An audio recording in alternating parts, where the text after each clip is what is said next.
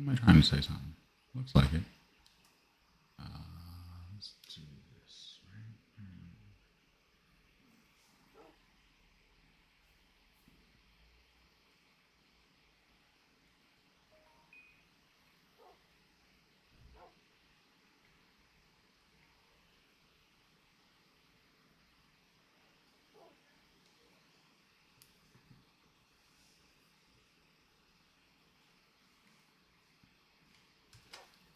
All right, all right, all right. Come on. Okay, we're getting there. We're almost there. All right. Let's see if we can't make this work now. Hey, good afternoon, good evening, good morning, and welcome. My name is Nori. We're coming to you live from the Digital Engineering server. This is the Digital Engineering SMP mod pack, and this is still our mess. So, we were supposed to start magic classes last night. That didn't really kind of work out well. The principal of the new school has decided that he's not quite ready to open the school just yet. Apparently, he still needs to hire some teachers. I'm hoping he'll accept my application I put in for that. But we'll see. We'll see. But apparently we do have a new magic college that has showed up and started being built here on the Digital Engineering server. Its locations are not known as of yet, but I guess we'll see more about it as it gets ready for launching better. I don't know. In the meantime, I'm going to enjoy this lovely cup of coffee. I'm going to hang out with you lovely people, and we are going to go figure out something to work on in the meantime. So, now there are a couple of things that I have been contemplating. Oh, by the way, before we get too far along, I did make a change to our ore floor. You'll notice that there's now crate contraptions in here. I was going to build an army of demons running around up here, picking up all the ore and funneling it places and doing all kinds of crazy things with it. And then decided I didn't really like that idea. Mostly because it makes this room very busy and trying to walk around in here and dodge. Did some testing with magic brooms, vortex brooms. I did testing with janitors, and just in order to keep up with how many of these mining gen we have.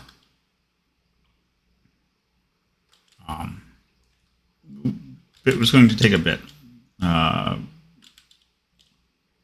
fact, it was going to take enough that I was really concerned that we were going to cause a massive frame drop here and lag just due to the sheer volume of entities running around. Not to mention the sheer volume of entities flying around.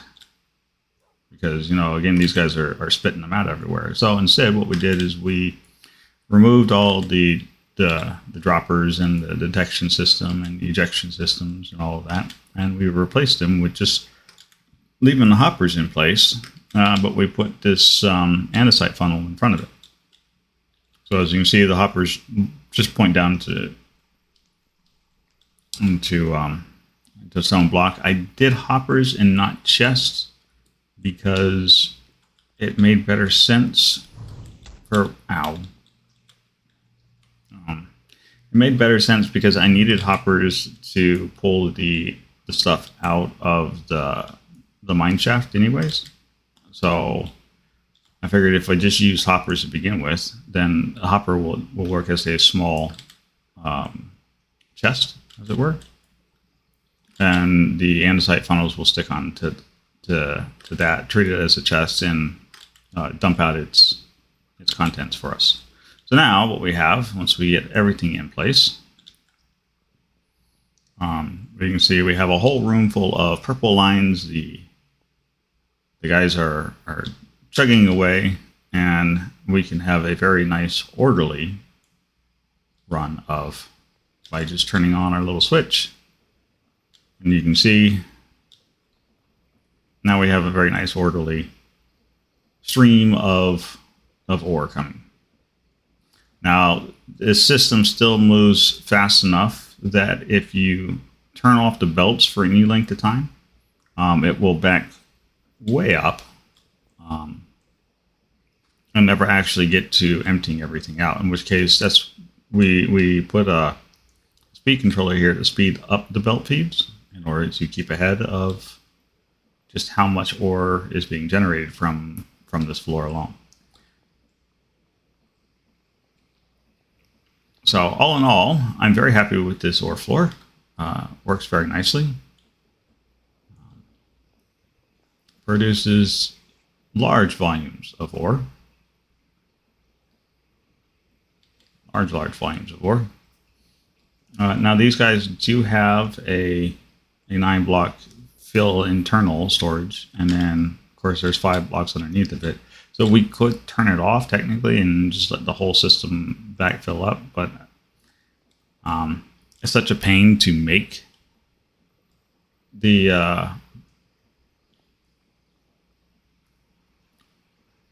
ore miner genie, because you need lots of usnium to make a single one. So I have spent a lot of time in the nether mining up usnium. I spent a lot of time using our big gin here, this myriad, to convert that into get a type 6 multiplication on it.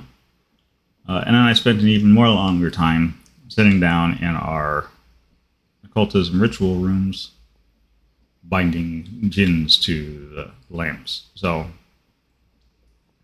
this is definitely one of those you run for a while if you're hanging out in the area, and then you turn it off, you come up here, and you empty the boxes. Because otherwise, these guys will just keep on trucking, which is fine, except then they don't stop. That is, when they run out of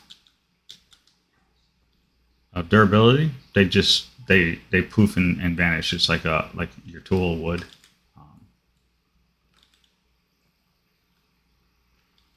Pickaxe or whatnot, what have you.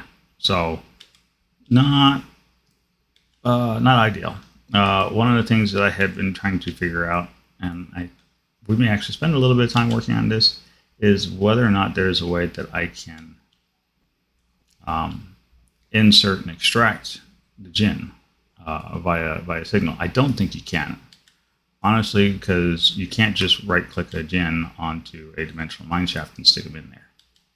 So my concern is I don't really think you can actually pull them in or out in an automated fashion, which is kind of a bummer, because that would make this system really super useful.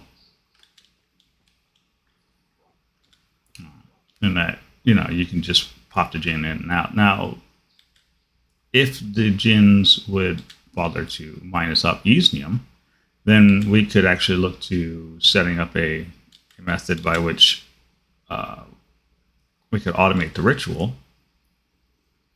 and then just keep a stockpile of these gins floating around, and then just continue to fill them into the box. But unfortunately, they don't mine usnium. So you're back to this whole situation of it produces a lot of ore.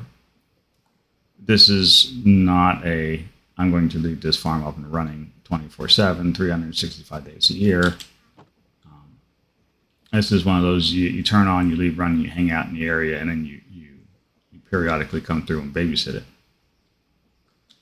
That being said, if you go look at our ore reserves, we are getting quite a significant amount of ores that we've had running since we've just been testing this.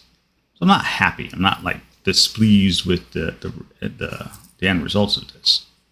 Just would have been nice if it would. So that's what I don't understand, because this will find the miner demons will actually come back with other stone, which is from the occultism mod pack, but not usnium. Seems a little weird, but whatever. Anyways, so that's our ore floor. That's our ore floor updates. there you go. There is occultism mining expanded. We could make this a little bit more. We could expand it even further, but the time sink involved in just making one of these stations is just kind of ugh. So I'm happy with 20-some stations that I have here. And I'm going to call that good. So we're just going to leave it be. Now,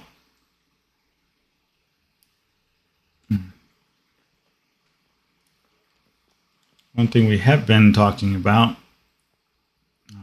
there's our mana and artifice Eldrin rituals. You don't really have, other than making our demon armor, which we wear now, I haven't had too much, but I guess when you make greater motes, we use it right regularly, but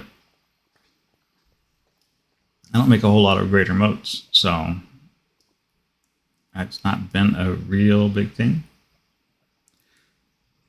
So I think what we'll do today, because we are supposed to be building and chilling, we can either do some work on our funny dragon. The neck needs to get bigger. I think I need to finish out the underside of where he's coming out of the portal. That arm looks like it needs to be a little bigger. I think there needs to be a second arm somewhere. So there's that. Or we can go work on the town that is surrounding the outside of this place.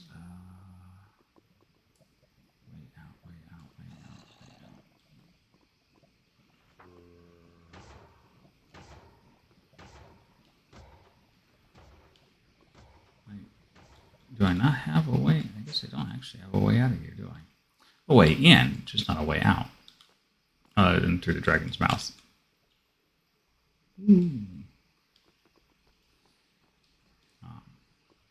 So yeah, we've been...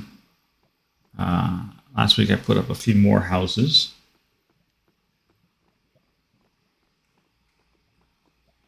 Over here.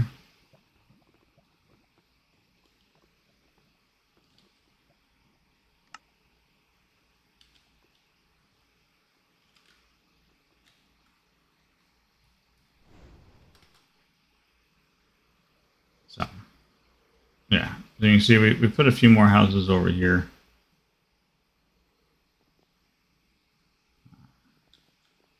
We put another house down there. So this area is starting to get filled out nicely. We're starting to get some houses in here. We should probably check for beds and start bringing in villagers down here.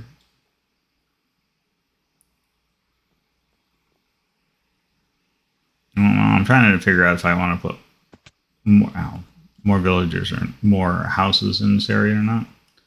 And if so, what kind of houses we want to put in. There should be a villager meandering around over here somewhere. Yeah, there he is. So this little guy stumbled into this area as a zombified villager, and we cured him. Hello, buddy. So he has become our first resident of our village down here. So that was nice. The other thing that we have that we need to get accomplished is we need to finish running this road that way. So this road needs to attach. Bring up the map real quick. So we need to take the road from here. It needs to swing down in front of what's going to be the hot springs. I have decided this building is going to be a hot springs. So it comes down around the hot springs and then rejoins this road down here. So we have a road that basically runs around the whole island.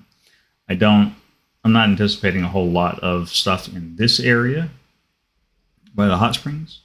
I do think we can get a few more houses here and here on this top corner, and then this bottom section right here we will put in a different style houses on both sides. So we need to go find some more houses for that. I don't think we're going to use sandstone. I think we're going to see if we can find some spruce housing examples, and we'll pepper those around. So, all right. So, road, yeah, I'm not feeling like road work right now. So, we have stuff to do. The other thing I thought about we could do too is go out over to the carnival zone. I had been tossing around putting in an actual maze. I like mazes. The only problem with a maze, though, is with the mini map up there in the corner, it kind of makes it a little cheaty for the maze. So then there's the whole put a rule up to turn off your mini map, blah, blah, blah. Or maybe we make the maze big enough, it doesn't matter. Or, and this is where I think it gets really interesting, if we make a maze that is a series of hidden portals, like this one, that take you to different places, then we could start the maze here and return back here. But we could put the rooms, the corridors, the hallways, everything else scattered across the map, and therefore render the mini-map kind of useless. I mean, what good does it do if the map only shows you that there's 4 exits in the hallway and you can see the 4 exits?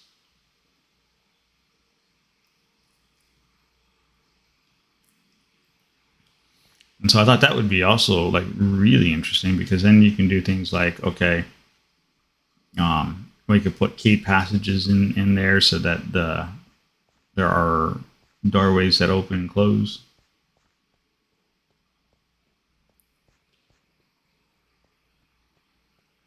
So there's a little bit of experiment we would have to do with that, because I think we would be, well, number one, we're going to need an awful lot of mana and artifice stuff. So runes, markings, soul lanterns, that sort of thing, because we would, if we use the teleporters, the mana and artifices gate spell is probably the best one for that, which also means a lot of dye, because we have to dye them something, and the color we would want to dye them needs to be relatively inconspicuous.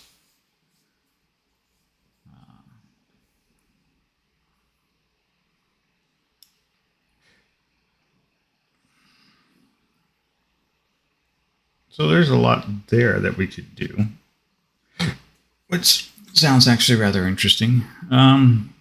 So let's do that. Let's go ahead. Oh, that's the other thing we need to go do. We need to go check on our mob farm, because I did actually finish up the mob farm last week. Let's go see what that looks like. Hi, Blue. Welcome. How's it going?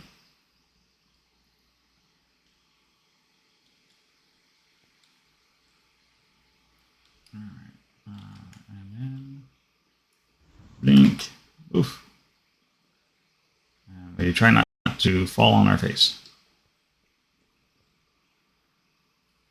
So we did manage to finally get the mob farm finished up. There are some rather peculiar behavior sets in that. But let's see. Oop, that's too far. There we go.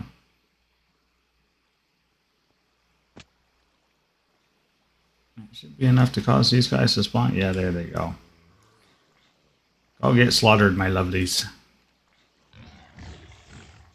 Those guys are just a pain. I think I'm just going to end up pulling out those guys and stick them somewhere else, because they're practically useless.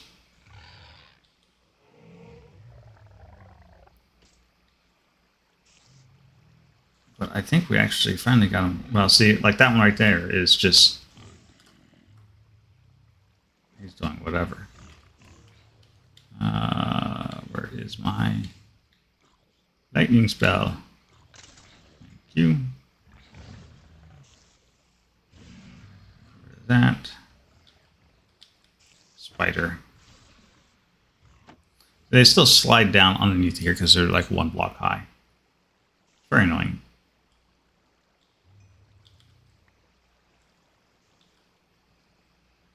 Why is that going that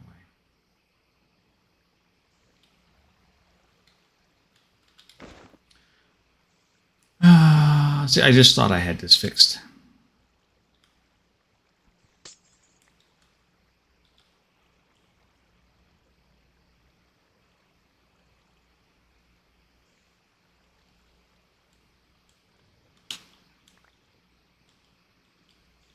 Jump off. Let's get some glass. Glass. Glass, glass, glass. Lots of glass. So how have you been, my friend?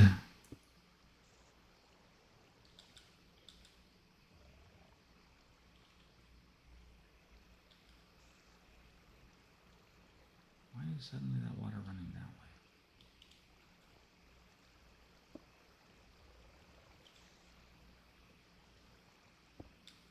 There, you know what? This is an easy fix.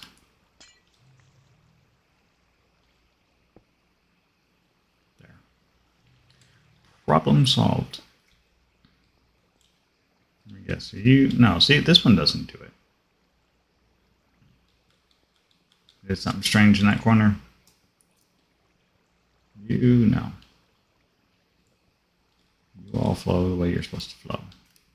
What about over here? That all flows the way it's supposed to flow. There, see, there's another weird one.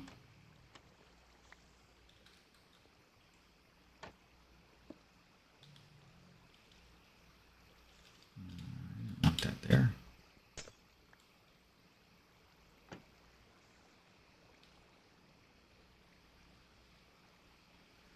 Okay.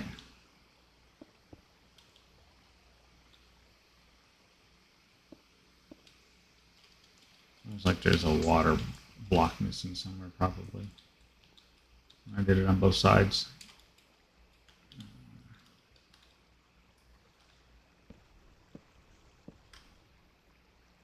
Which is fine, because we've just fixed it like that. There we go, problem solved. Moving on.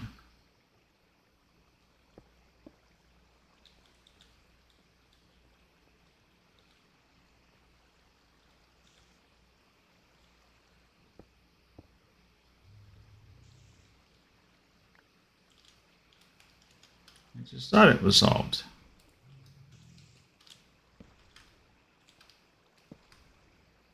Oh, wait, I think I know what the problem here is I ran into this.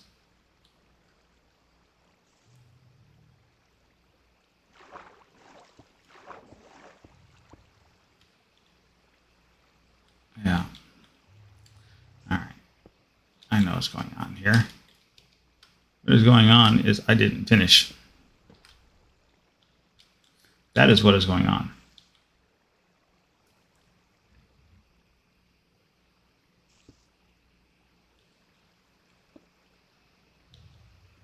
All right, we can fix this. Easy peasy.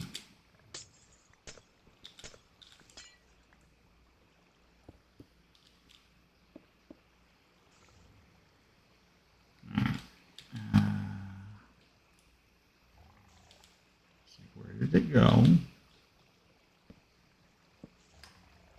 Little trap gates here. I wonder if that's the reason why that water has to funnel like that. Interesting. Water mechanics. Gotta hate them. All right, that side's done.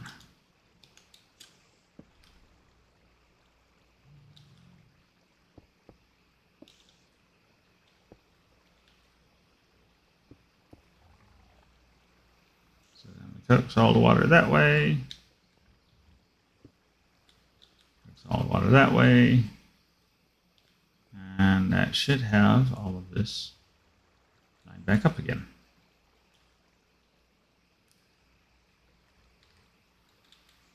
And that would be the difference why the other ones are working and why those two we had different behavior sets is because some of them have trapdoors and some of them do not. The ones that have trapdoors are because of those guys. Aha. All right.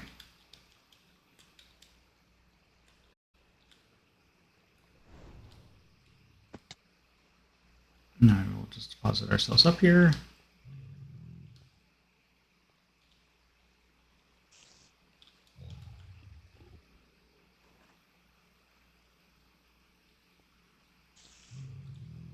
I think.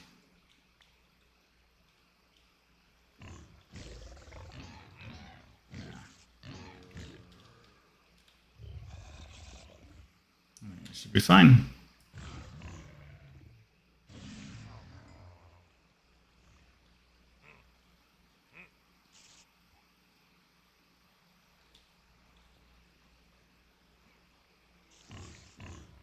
Oh, good. My concerns were unjustified. So we have evokers going down into there, and my biggest concern was that the evokers would spawn vexes if you were standing around hanging out in this area, and that would be bad. But it doesn't look like that's going to be the case. So instead, what we have is a full-on slaughter factory down there.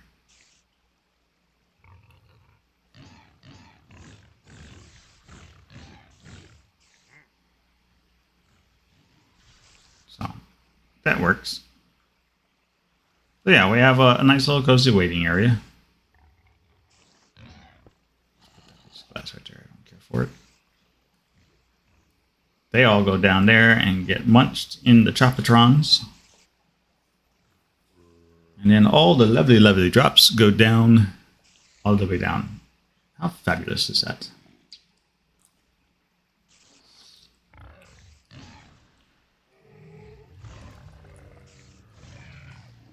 Yeah, we're going to definitely have to take those spider guys out. They're freaking useless in here.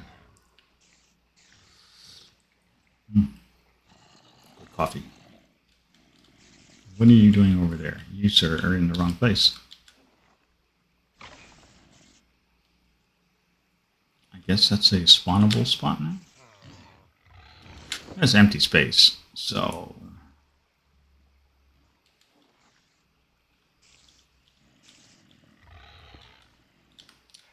That's not quite what I wanted.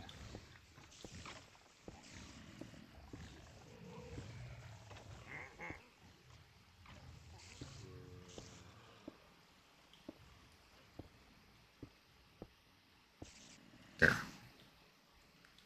Not a spawnable spot anymore.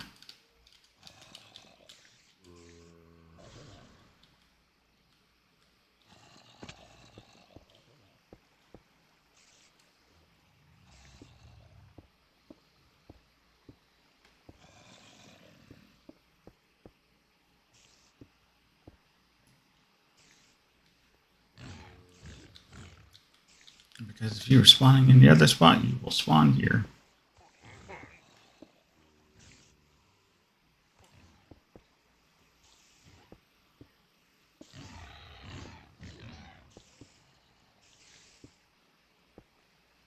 So pay attention to where I'm dropping down at. That was almost bad.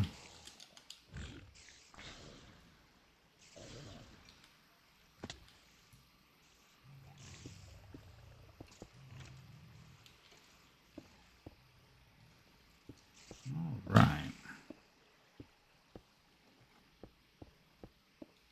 Well, not too bad for an off-the-cuff design. And there's a lot you could say about it that we don't maybe like. That's interesting. I wonder if we'll get Envy cramming down over there in that back corner. No, probably not, actually. There's more I think about it.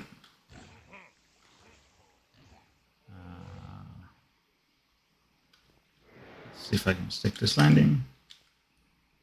Because I don't think they'll Envy cram on water, and you're not supposed to be there, dude. Well, that was almost bad. Can we get into there? Yes, we can.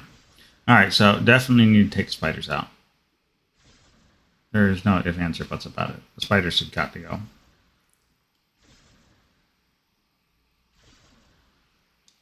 They're too small. They're in the wrong place. I was hoping because it would be nice to have all that string, but, you know, that's fine. We can relocate them and do something different with them. There. Let's got that cleaned out.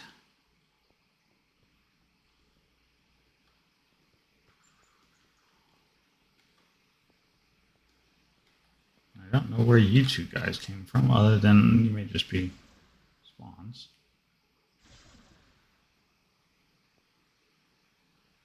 You know, who doesn't like a bit of diamond armor? Free of charge.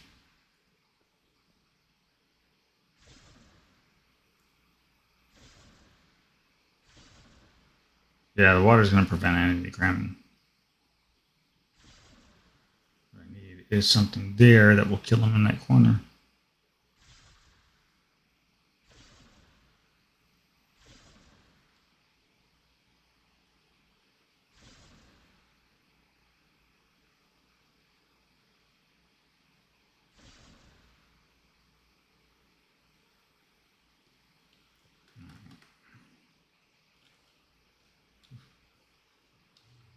I gotta take that cloud jumping off my shoes.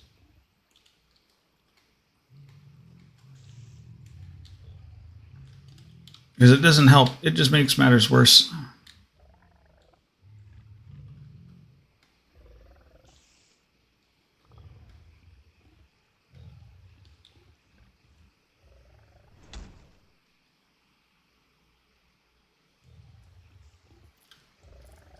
Stick landing. Alright. Grab our lightning bolt. Let's clean this up. They're definitely way outside of slaughter range.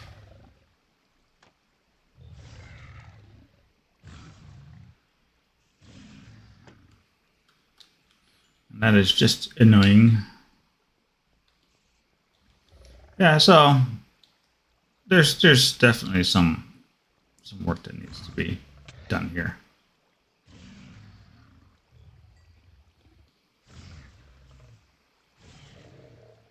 Die like you properly should.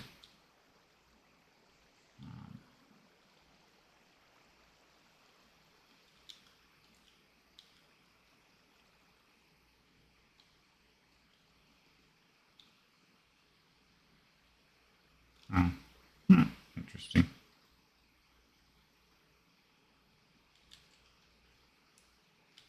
All right.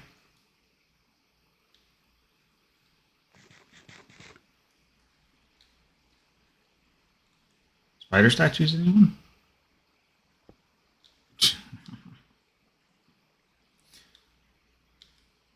But apparently we are getting total of undying, which is nice. We are getting the graves dust, which is also what we wanted.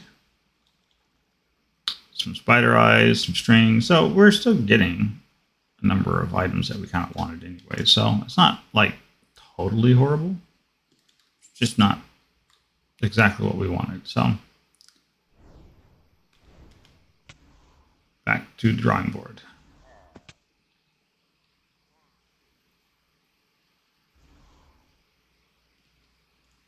All right.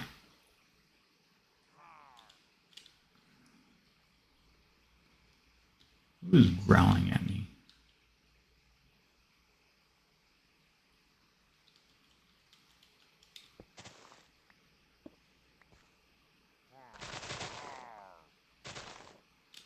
Oh.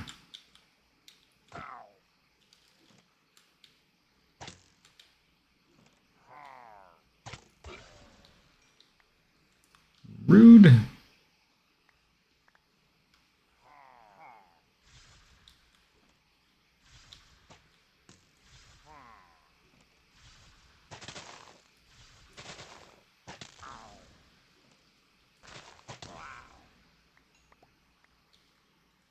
let's get a little bad omen. Did we get bad omen? We did not get bad omen. Nice. Score. All right. So apparently I need to do some lawn mowing tomorrow.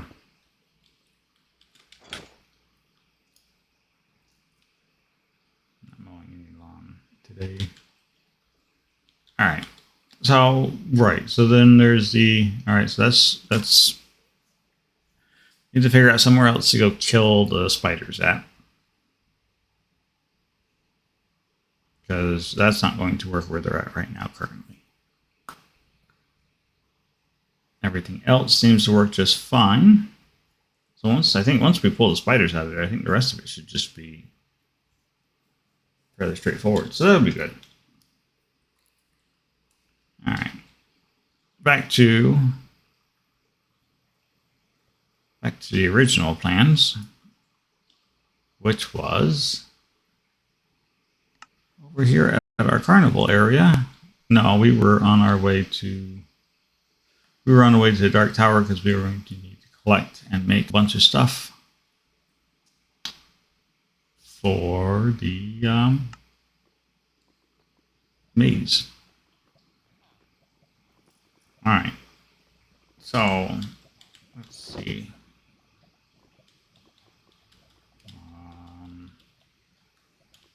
I need my codex. I think I was playing around with it up here. No, that's not it.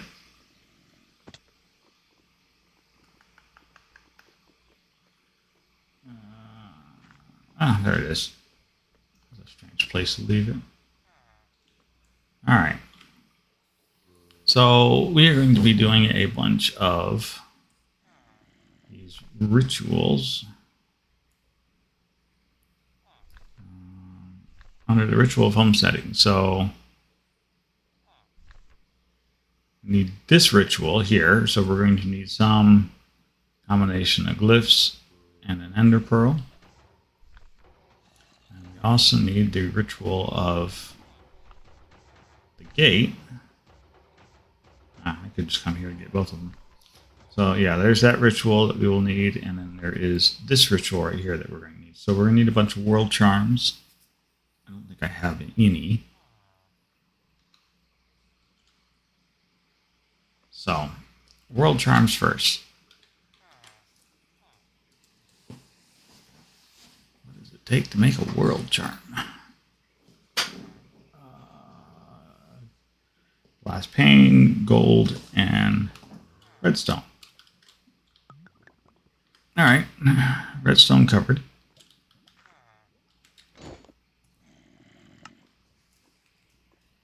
Glass.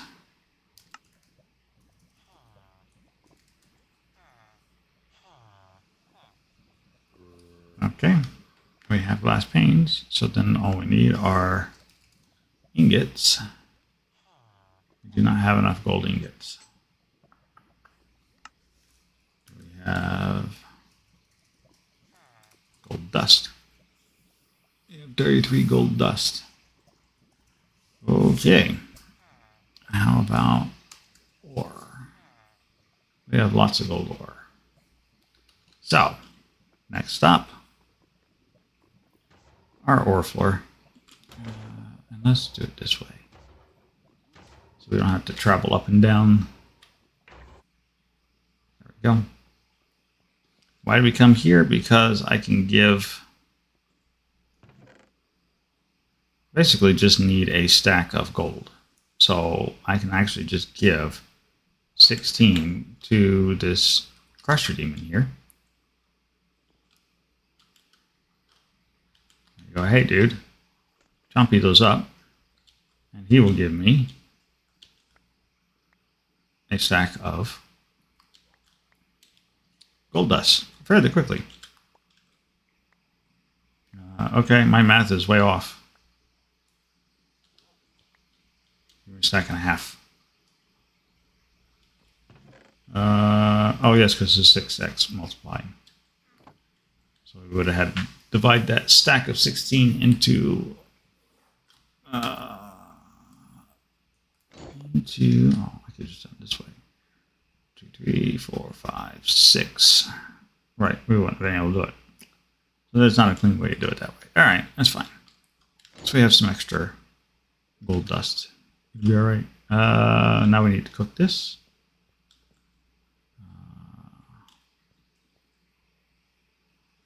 Not cooking it there. I gotta think a second. Where did I move my smeltering system?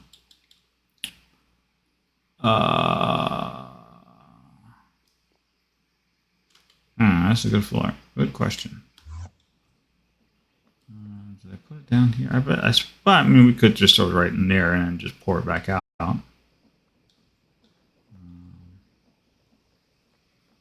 That would be a pain in the neck, though. I don't really feel like doing that. Oh, there we go. It's like, I know I have a great smelting system somewhere. Of course, it's in the workshop. Where else would it be? Meanwhile, while that's cooking, how is everybody doing this today? Are we having fun?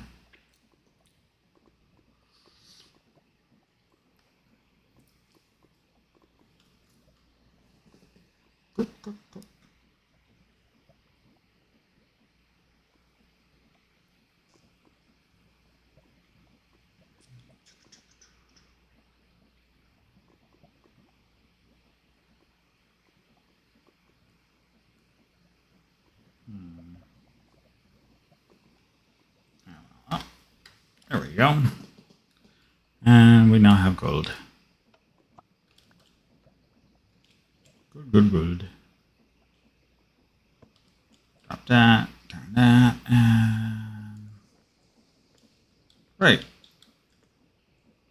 Ask and ye shall receive. There's a man weaving altar right there. So, back to the world charm. What symbols does it need? Square and down triangle. All right. I think I can handle that.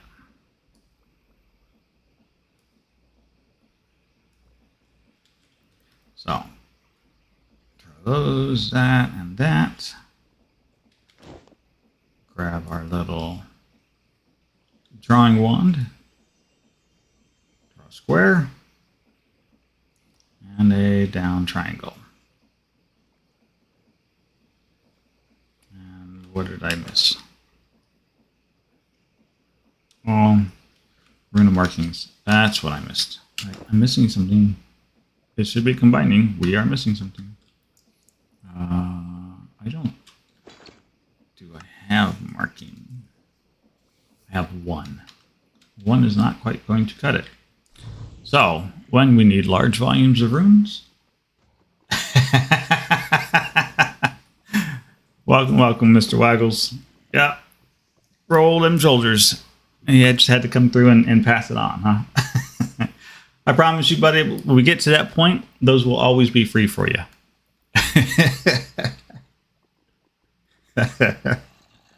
Let's see. We are going to the Dwarven Workshop. Oh, you'll like this place. You want to see crazy automation stuff. So this is our Dwarven Workshop for Mana and Artifice, right? Going all right. So these are our little construct guys. And our construct guys are... There's a whole slew of them. So this is our workforce for making runes for this whole magic system. I don't make any more runes. I refuse.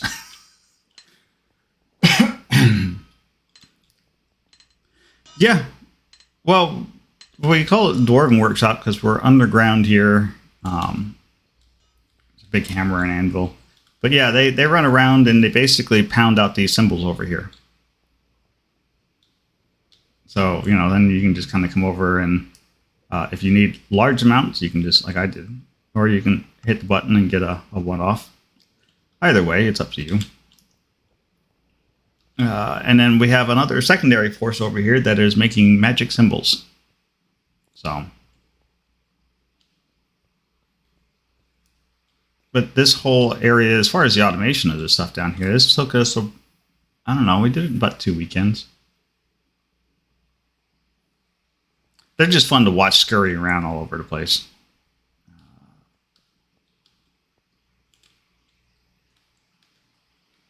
Let's see. No, I didn't. I said bring that up because I have taking it off. Slow fall.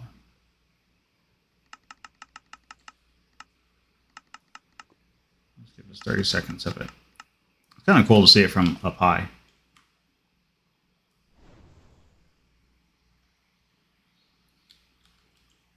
Oh, I missed the fountain. Yeah, these guys are fun to watch. To just, you know, do their thing. Now, I think ATM 6 or 7, the one that you guys were running, has the same system in it, so you could make your own very similar setup.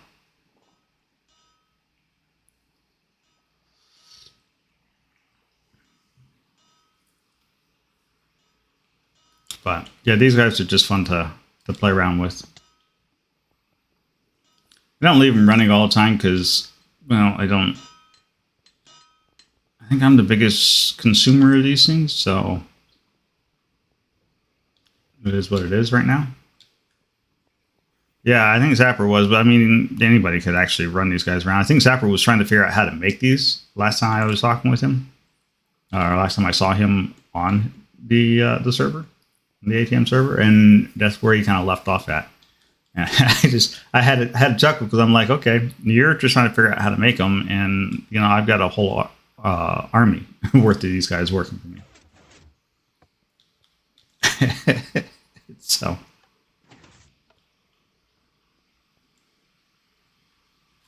but it's all good. It's all good. It is just fine. Back over here to the tower. Yeah, I think I'm going to go make a big magic maze. So one of the things that we needed for this was a lot of teleport. There we go.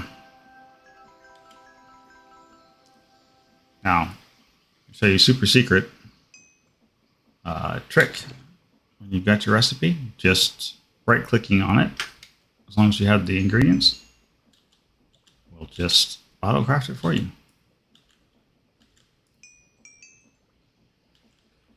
Of course, these things don't stack with anything. It's about the only thing I don't like about Man and Artifice. Some of the stuff is just, you need it for a lot of stuff that you're working on, but it just does not stack.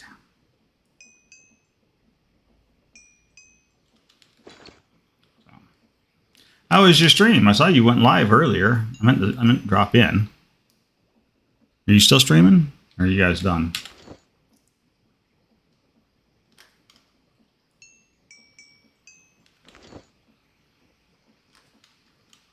I'll be good for right now.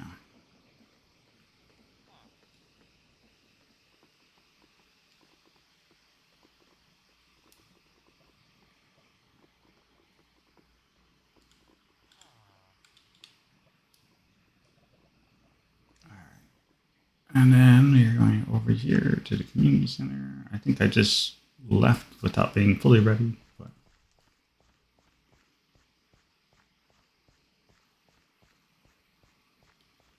hey, naps are good, my friend. It's the weekend. There's nothing wrong with a nap. I think the one contraption we have on the server that I enjoy the most, though, has got to be the giant carnival wheel, Ferris wheel. Put that up in the stream a couple weeks ago.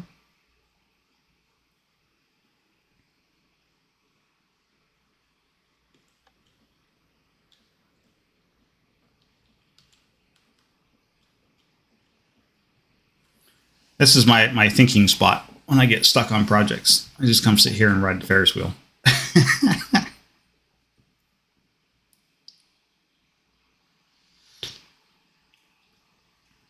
Yeah, it actually spins.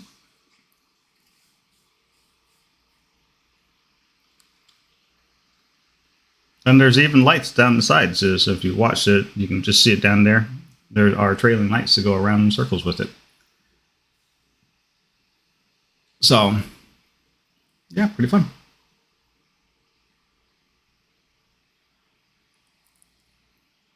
I made a small one initially, and then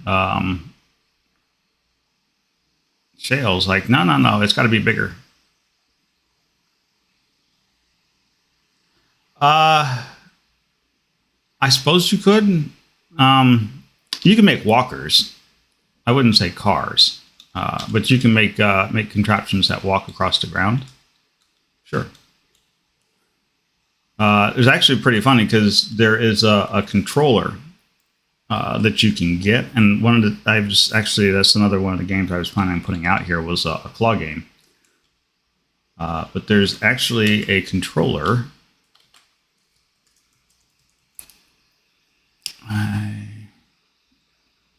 Let's see. I don't think I have all the materials on hand to make it, but we'll see real quick. If I can even find it. It's not a remote. It is a redstone. Trying to remember the names for all these things.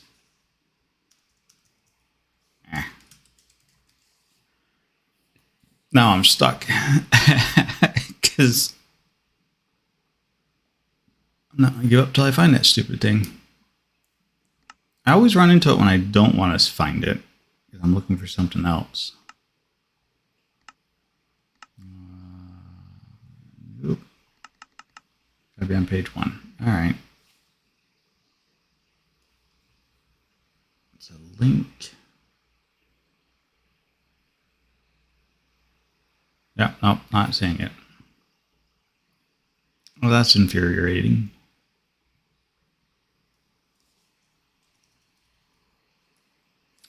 But they have it's a remote. It's a redstone remote in the mod pack.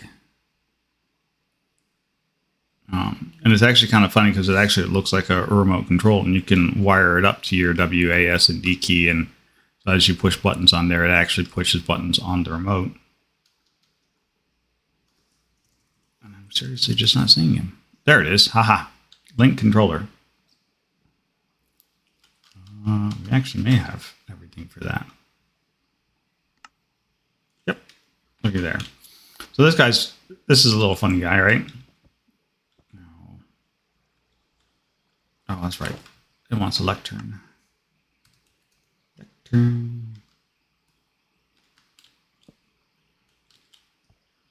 So, yeah, it's got this whole, if you look down there, right? So when it's activated like this and it's red, if you push your W instead of going forward, you can see a top button move.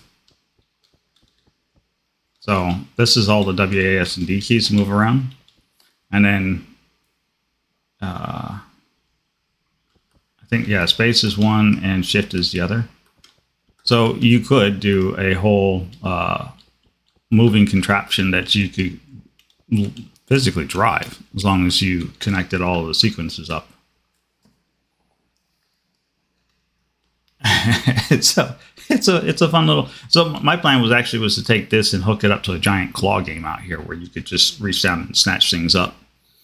I thought that would be a fun game to add to the carnival area.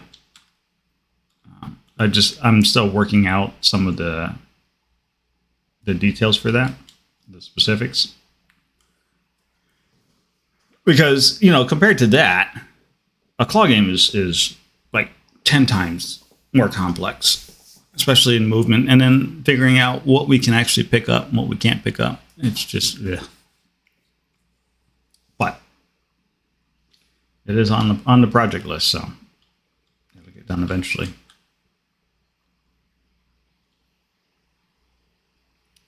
But yeah, the Ferris wheel is just a fun thing to ride at. Yeah, that's fine, dude. Lurk away. All good. I'm happy you came by to visit. So, all good.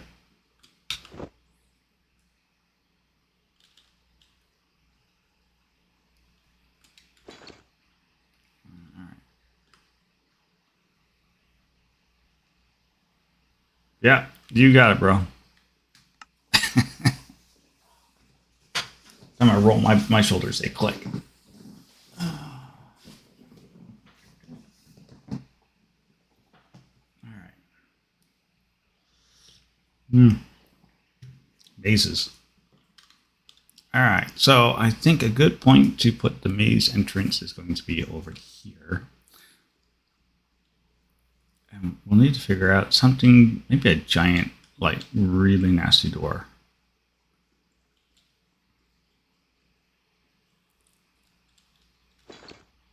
Oh, that's an idea.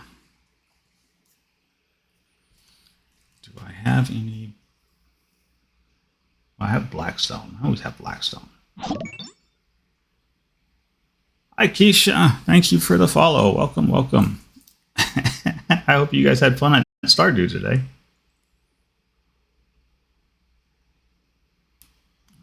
Let's see. CM.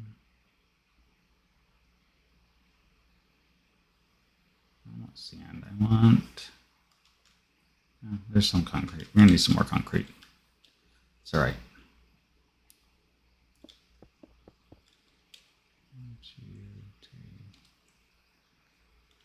Right. Don't just drop black concrete down without figuring out where. Okay.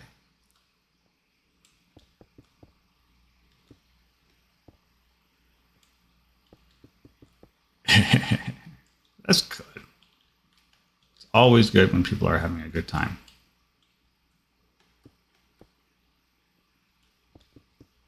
I am doing well. I didn't get on and actually, I got wrapped up in work stuff yesterday. I was supposed to run a stream yesterday and do some tutorial stuff, and got busy with work stuff. So that was kind of a bummer, but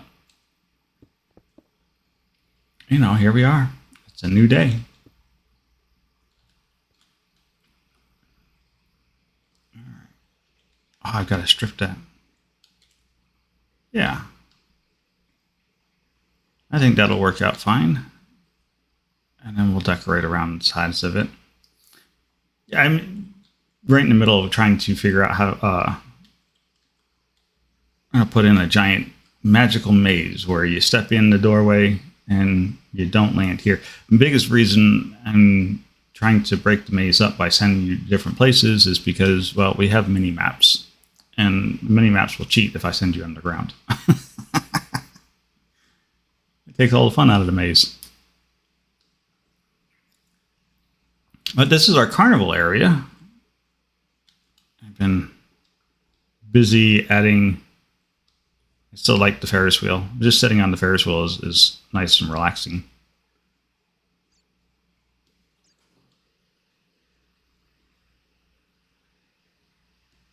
Yeah.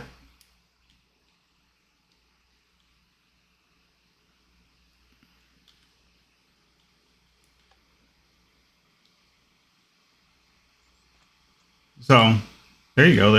There's the running Ferris wheel, complete with little lights that chase the wheels around.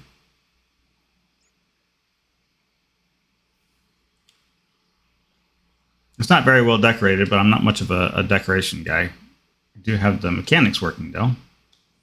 You know, you can come on up and catch a ride.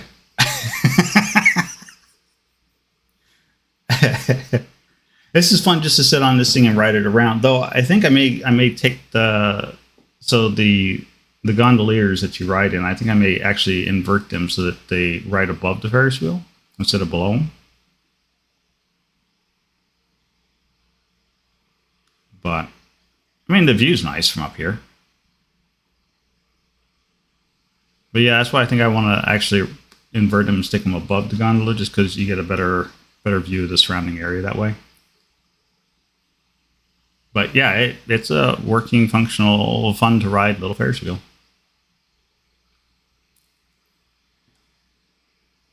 I come here and just come sit here and just sit and write it to think.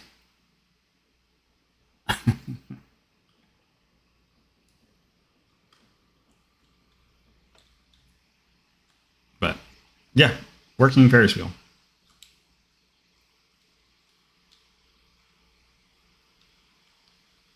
Seriously? Somebody set fire over here? That's just rude.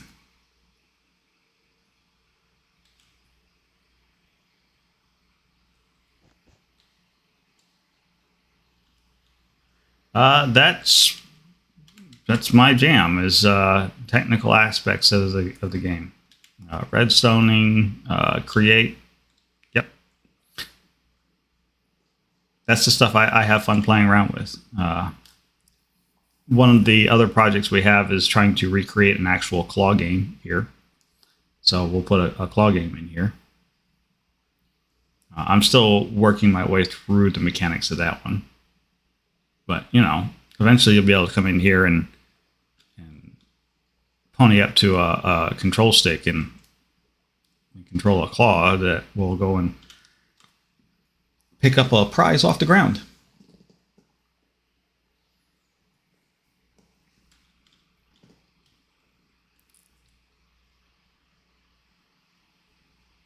I need to...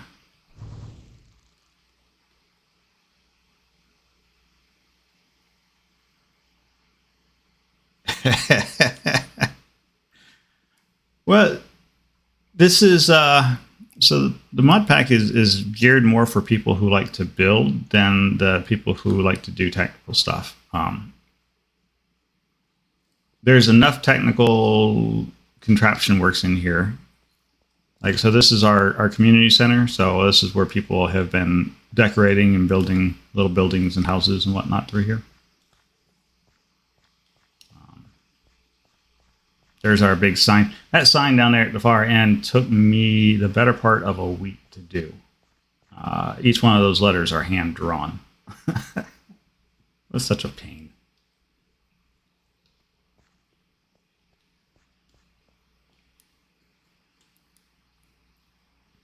Such a pain. But yeah, I think pretty much now it's just two of us. Yeah, a week. Well, so if we grab a blackboard, I have some. There we go. So so that whole sign over there is made of these little blocks called a blackboard. And when you click on the blackboard, you can actually doodle something, right? So I had to sketch each one of those letters, line them all up, and draw them by hand, one block at a time.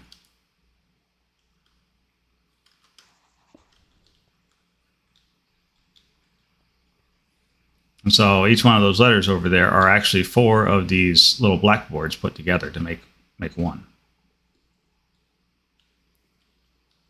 So yeah, it took about a week to put that together, because it's like sketching each piece of a letter.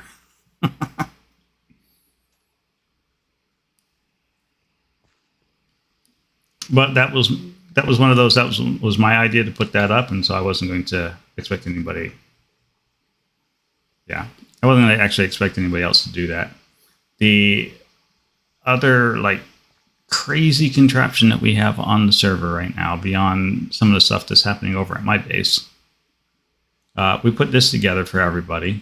So this is I still love the name of the shop. This is a concrete shop. And so you can come in here and then just pick a color and push the button. So I need black right now, so you will hit the black button. And if you watch, there goes the black dye on the conveyor belt. And cobblestone generator over there is making cobblestone, which it's crushing into gravel and sand. Oh, bad time for weather. Go away, weather. Rains more times than not out here.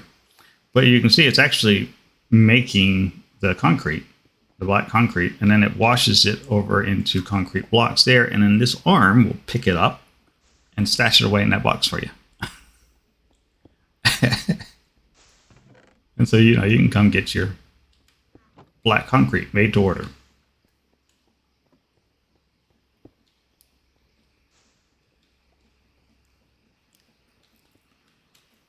So, all kinds of fun little stuff. But these are the things that I really like to do is make really complex contraptions that do stuff like that.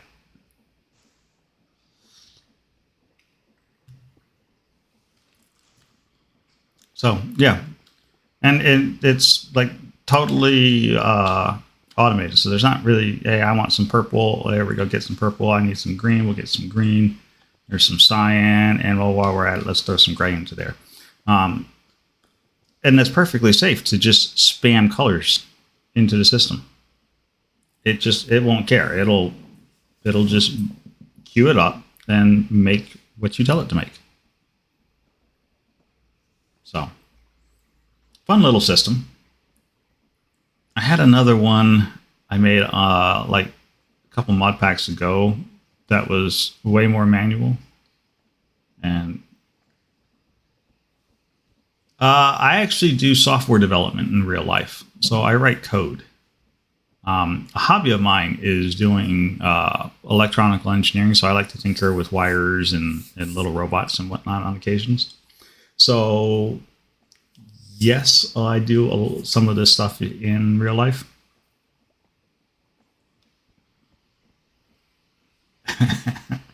Well, I do have fun making money because I actually prefer programming over stuff like this. So my real passion is in software development, and so that's what I do for a living. So I get paid to play all day, which is why when things like I was supposed to stream last night, and instead I got sucked into work. I'm not upset by being sucked into work because I enjoy what I do for work.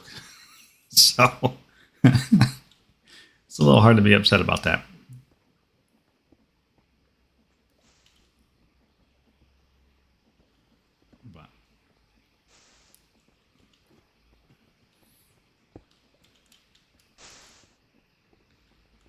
But yeah, all the gadgets that you see on the server, the vast majority of them are probably made by me. That's right. I need black concrete.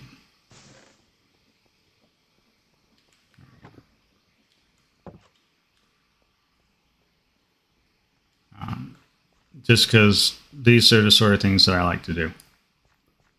So I've got farms that will generate pretty much any block in the game. So we started out, this is a survival world, but it might as well be a creative mode world because you have an angel ring that will give you creative mode flight, right? So you can do this. And then I've got farms that are literally generating blocks for whatever you need. And if we don't have it, usually somebody goes, hey, I need a ton of this block. And if we don't actually have a farm that generates it, then I go, okay, let me figure out how to make that. And so we make it. Good example of that, and we're going to getting distracted, but that's okay, is Kara's place here. So this is one of our builders on the server. Probably one of the only really active person.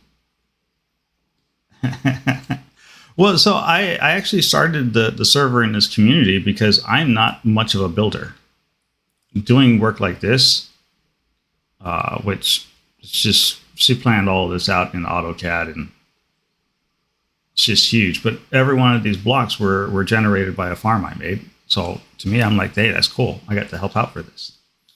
I would have never come up with something like this.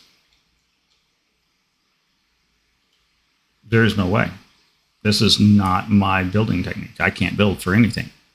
I like to have a lot of people around that can build, and then play in a survival world so that I've got a reason to to be able to do things to help out.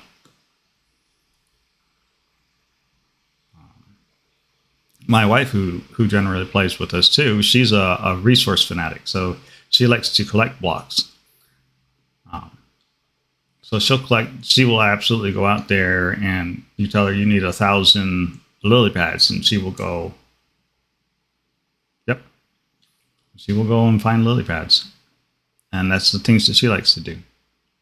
But it's great when everybody gets to do what they like to do on a server, and then you come together as a huge community to make big things like this, which I think is just fantastic.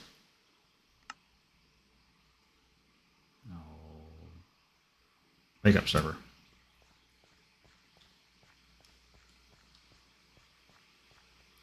But yeah,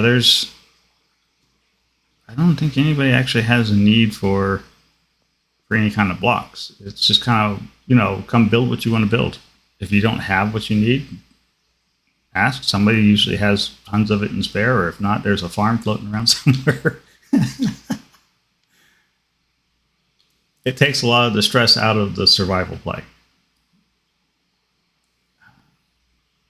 It's kind of one of those, if we did it in creative, then there's not really much of a need for a redstoner guy, though. Because you don't need somebody to make blocks for you. You can just pull them out of thin air.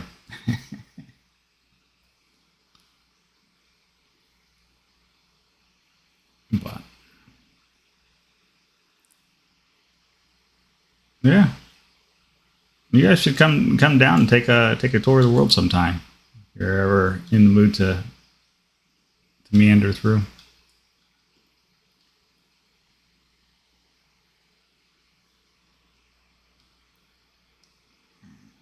Let's see. I guess we should just make this. This needs to be an odd number. I should know better by now. This is Minecraft. Everything has to be done in odd.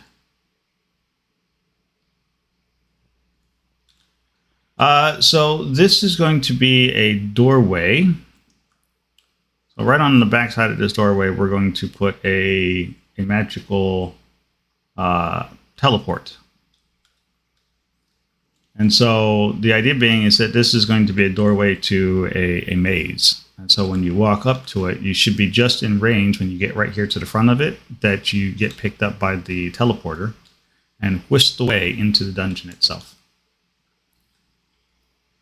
So I'm just getting the frame of the dark area of the doorway, and then I'm going to put in the stone bricks and everything else around it. And then we'll push this back a little bit to hide the teleporter stuff. And then send you on your way.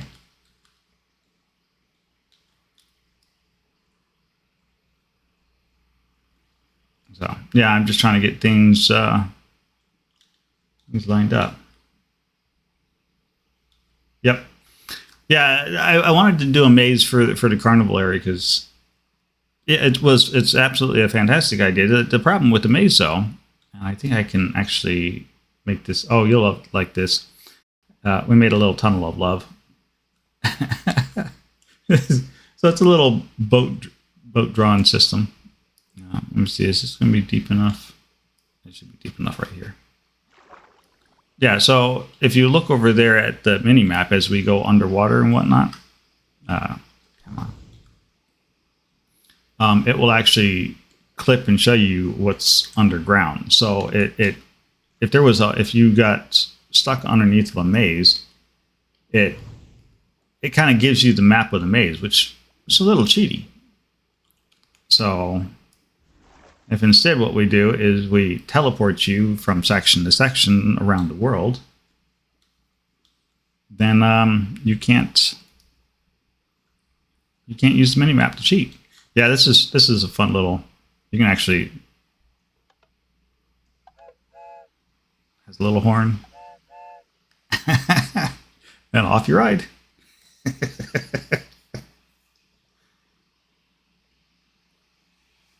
One of the other, I think Kara said she was going to come down here and add to this place. I think she's been a little busy with her palace, so we'll see.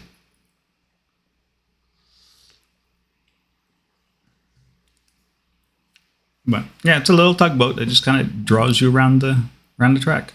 It's a fun little thing.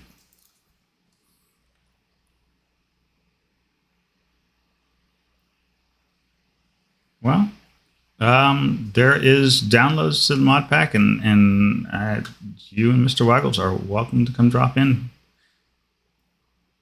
Even if all you do is just drop in for a little visit. Okay, get me off that.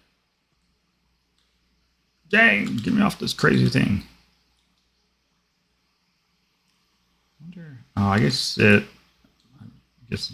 linkage. I must have broke the link.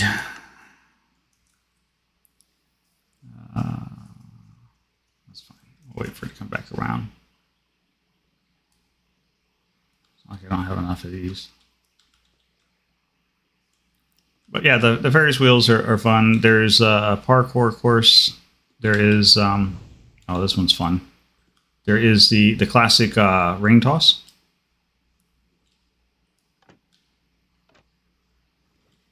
So, you can get yourself your ring and attempt to throw it in the little holes. And you can get tokens.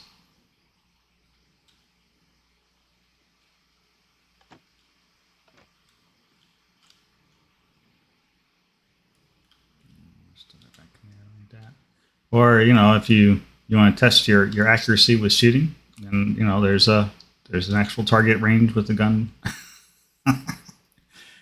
It's a fun little place to visit, and I've been slowly expanding on it.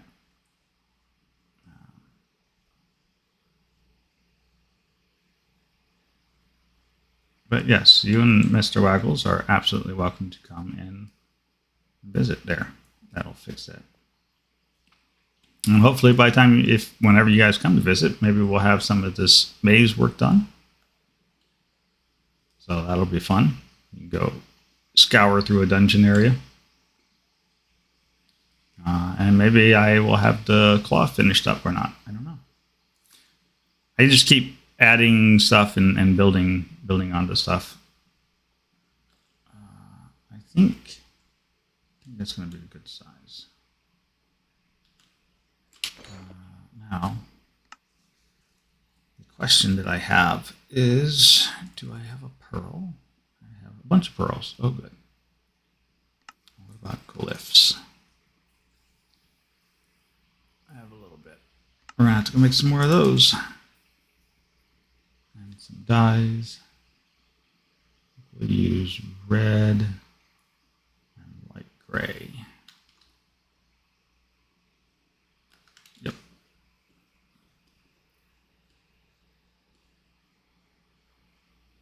But yeah, but I actually have.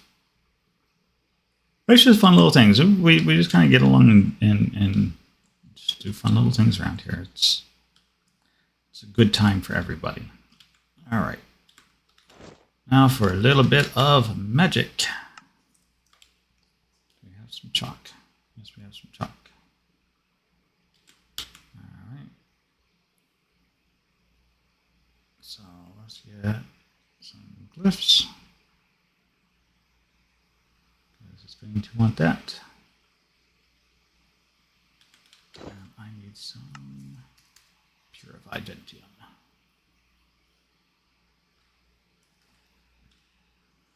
All right, so Magicking 101. Where do we want to come back out at? 2, 3, 1, 2, 3, 1, 2, 3. This looks like a good spot. So we get our address in place. We will start everything with red and then gray, and then we will figure out our tunnels from there. Well, have fun at work. Don't work too hard. I hope you have a good day. Thank you for coming by, Keisha.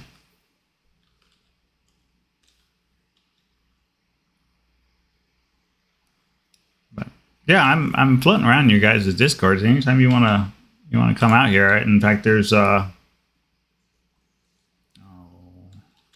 on. There we go. There's even a Discord link to our Discord. You are absolutely welcome to come by. Everybody's got a Discord these days. All right, so this is doorway 1. Oops. Now, where do we want to take you?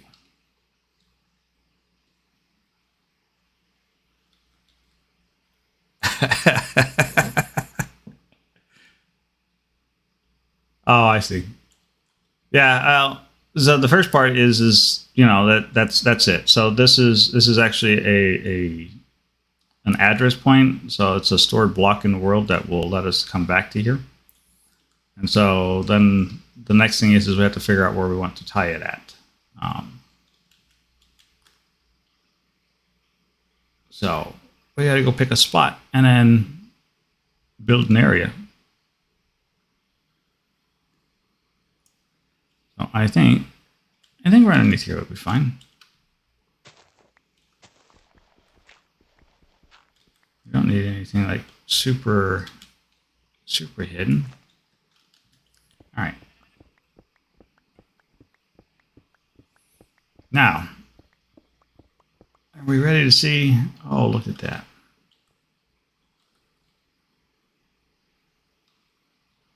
This will work well. Could incorporate, but I think I would rather just bulldoze my own place. So, let's stick our head back in here. Close that off. Let's grab our wrecker wave. You want to see something neat? This is where it gets fun. 6 wide is good. 7 tall. All right. Let's get our bags cleaned out because we are going to get a lot of stuff coming in here very quickly.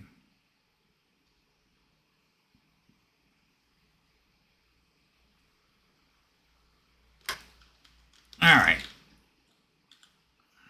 And this is how we make a hole.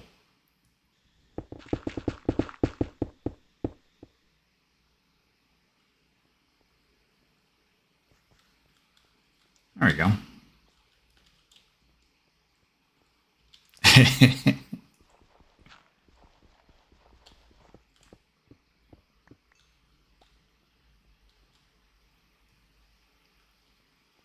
When you need terrain services, yeah, you just find yourself a friendly mage.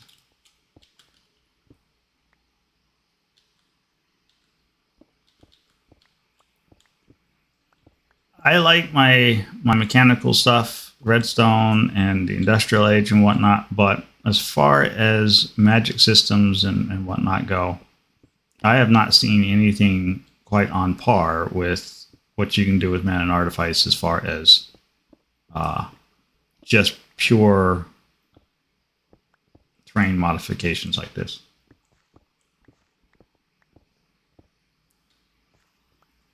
I think I built this hole a little big, but that's all right. In fact, what we can do is we can just fill this in right here.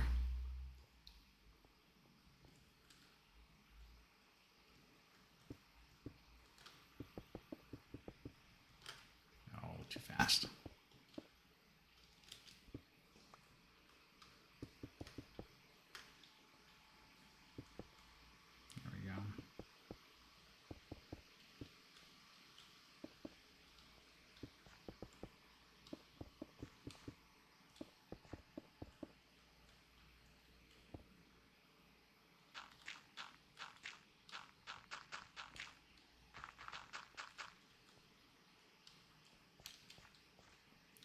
That'll work.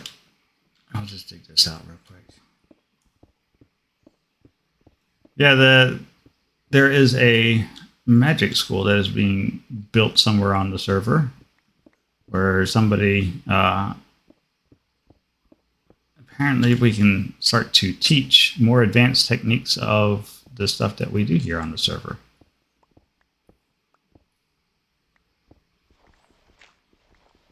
because our people have figured out a lot of really interesting things that you can do with the magic systems that we have on here that you just typically don't do in normal modded technical Minecrafts. So I have applied to be a wizard teacher over there to do terrain modifications and mana and artifice lectures. So we'll see how that turns out.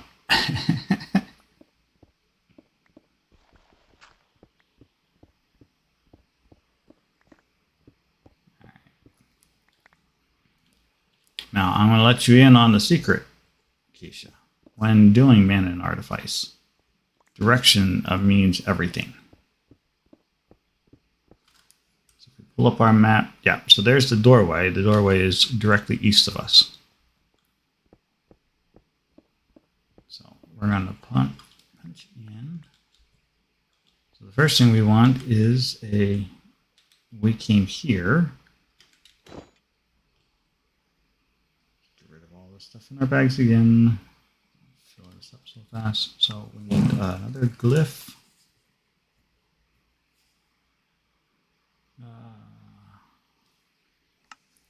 And then we need dye. So this is going to be the blue room. So white, light gray, and blue. Now this is important to keep all of these addressings in a meaningful manner, because that's how, think of it like a Stargate, right? So it's just how it dials itself to figure out where it's sending you to.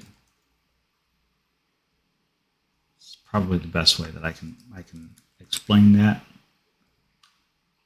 Only 6 uses left. Ugh, more chalk. All right, so we want you to pop out right here. So 1, 2, 3, 1, 2, 3.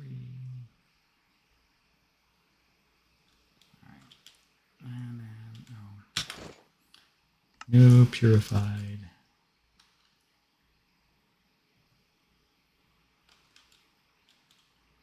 That goes there. That goes there. All right, so gray, blue, and then that's red. Okay, so we'll let that go in. That will make our way back home. In the meantime, we are going to need a world charm, which we made a bunch of these already. We'll need a soul lantern, which we have a bunch of those already. We will need a dye, which we are going to go with black for every one of these, because we will keep the hallways and everything in here nice and dark, which will add to the atmosphere of the maze. And then I need a red dye, a light gray dye, and we need some more glyphs.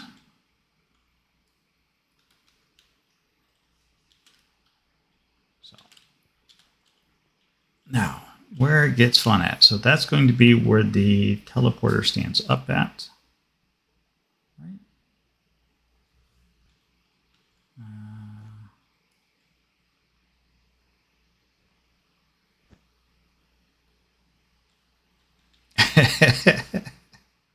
Watching a document. Okay. I will take it. Yeah, I'll do it like that. Punch me a hole there. So 1, 2, 3. 1, 2, 3. All of this drawing shapes on the ground, such a pain. All right. So that's done in place. Purified Ventium. So the neat trick about anytime you do one of these mana and artifice rituals is you can actually, if you right-click with the Purified Ventium dust in the center, it will tell you where everything needs to go, and then with an empty right hand, you can just kind of just click, and it will auto drop in whatever whatever recipe piece is supposed to be there.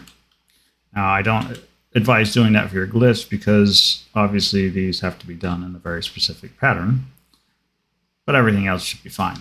All right. So this is our gate spell, gate ritual.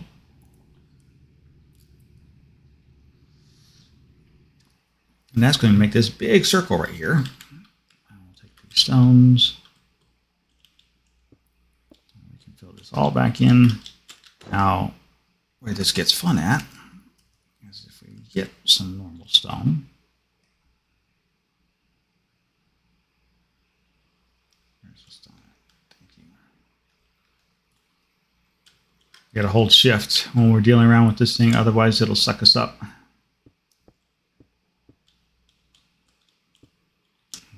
think that should be fine like that. So if we grab ourselves some concrete, there we go. This is the, I'm hoping this will do. All right, so this should complete the illusion. That's fantastic. Now we just need to put the one on the other side here to take you back.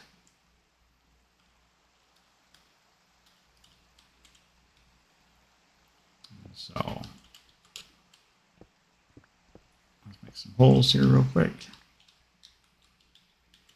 All right, so we want the center to be just, you know what, we'll put the center right back in the same place. Just like that. And then like that.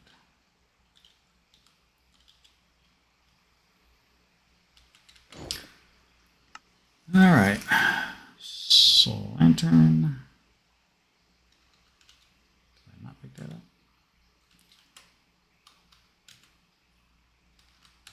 Get the right key.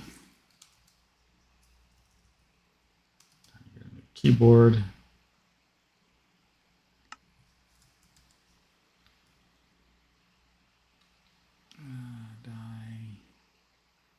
All right, so it was red, light gray, and blue.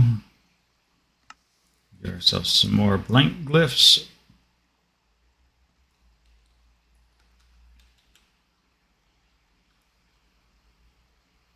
All right. Nice thing is these little gate spells won't teleport anything that it's not supposed to. So you don't have to worry about them like scooping up your animals if you put it next to like a cow pen that you had or something like that, which is nice. They only actually pick up players, so you don't have to worry about zombies walking into it either. They make for a really nice like front door.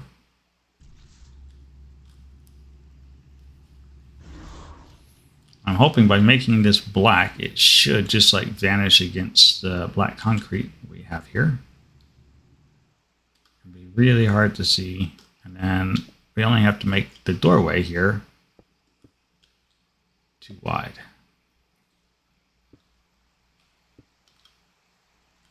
All right, so yep. I probably should have made it one more back. Let's see where it picks this up at. No, I guess that works. That'll be fine. Once we get it nice and dark, it should be okay. But there you go. So there's your start of your adventure. Go into the maze. Foomp.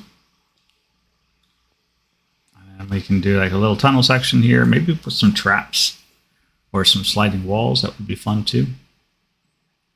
And then, you know, you move from section to section.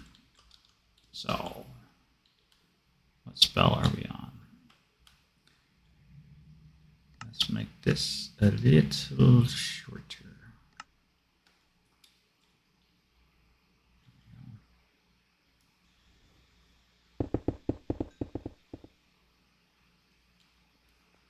One tunnel.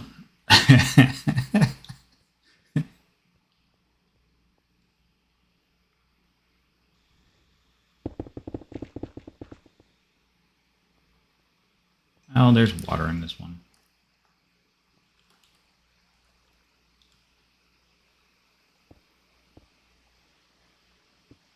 Let's see. No, it's not that big of a deal.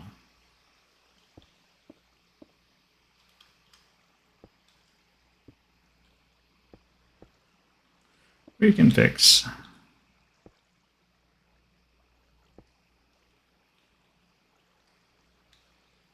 This is perfect time for another piece of magic.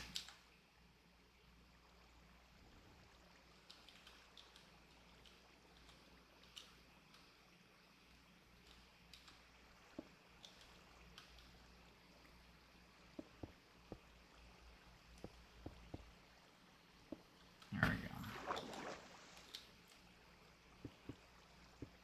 And we'll come back through and just replace all of the walls with the appropriate material.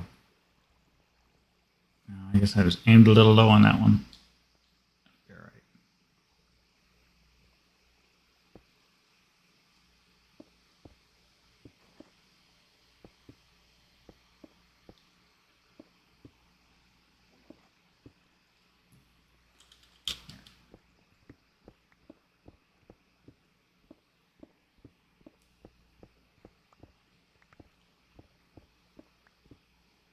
Either that, or I may have been too close to the wall when I set it off. It's probably more likely the case. It's all right. There we go.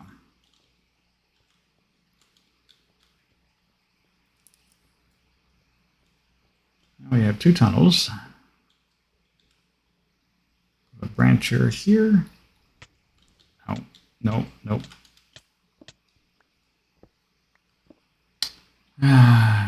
So this can happen when you're not paying attention to what you're doing and you have the wrong spell on your spell book. The trick is don't panic.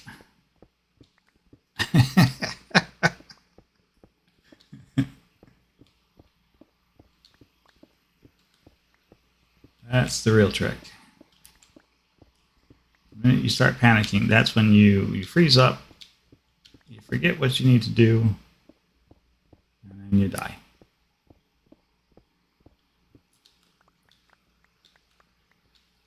I realized I had that much on me. All right. So, get the right spell this time. And that looks like the spot.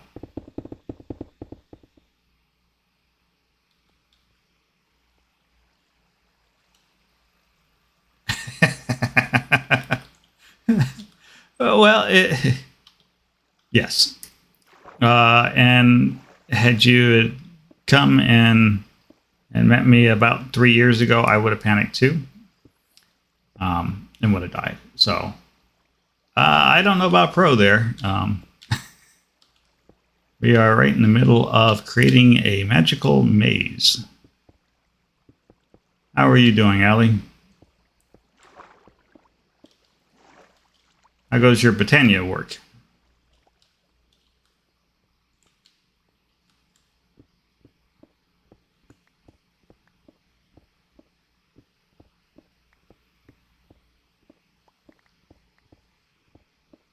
Do you ever get the song out of your head? There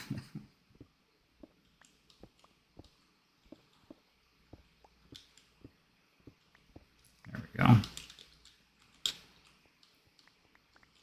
All right. We are making ways. I guess the question is how dark of an atmosphere do we want to make for our little first section of the maze?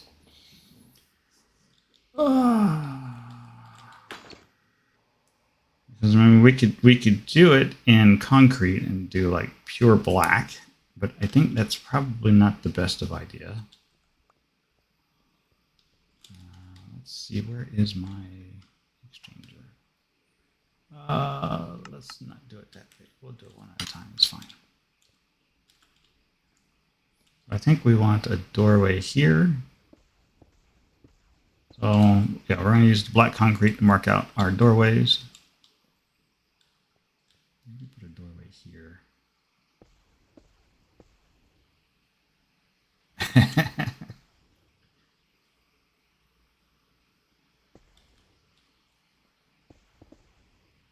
Yeah, I gotta get settled in and get ready for the next update for this mod pack. I think we're going to roll Britannia into this next mod pack, so that'll prove to be interesting. Not that we need any more magic in this mod pack, but you know, it doesn't hurt. Really? I'm out of black concrete.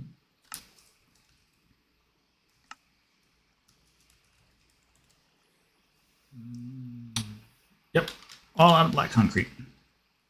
So this is the Digital Engineering SMP mod pack. So I put this one together myself. I curate and manage it. Did you just honk at me? Oh, I think not, buddies. Let's see.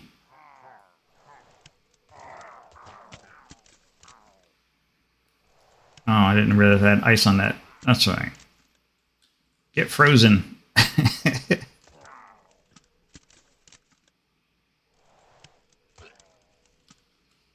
Go away. Rude people. So, yeah, well, so this is the second season I've been running this server now. In the first season, we did it. We did a pre-made mod pack called Hulcia 3. We did that one for about 8 months, and then pretty much everybody got bored with it. Built all the cool things that they wanted to do, and they were done. And that's fine. But we decided that we couldn't really find one that we liked, and most of the people that were playing, who weren't playing anymore, wanted a newer modded build. So this is a 118. So you get all the nice fancy little caves and cliffs update and blah, blah, blah that comes with it. But all the ones that we found were not really quite stable enough. So we ended up building our own. And so I take and do a bunch of extra testing on the side to make certain it's not going to crash the server when we introduce new mods. It's almost like having a real job. All right, come on, concrete shop. I need black. Might as well order up a bunch of black. I obviously did not order enough last time.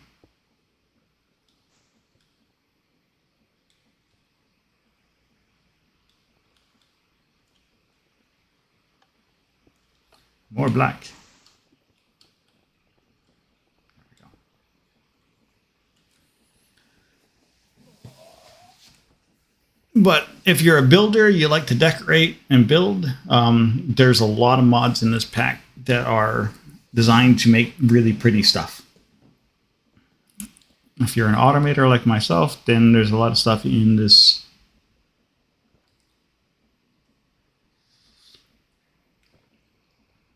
Yep.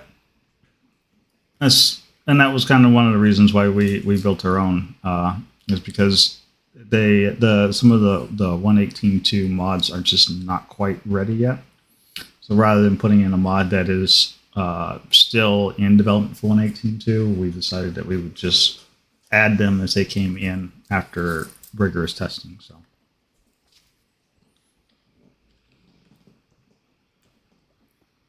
I love my concrete shop. I don't have to make concrete by hand. I can just sit here, push the button, and wait.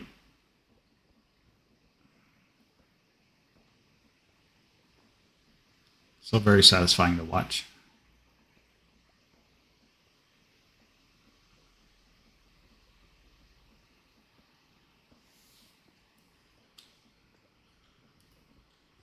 But it's fun. You can just kind of come in here and mash whatever button you want, and there it goes. You can get whatever color concrete that you want out of the system.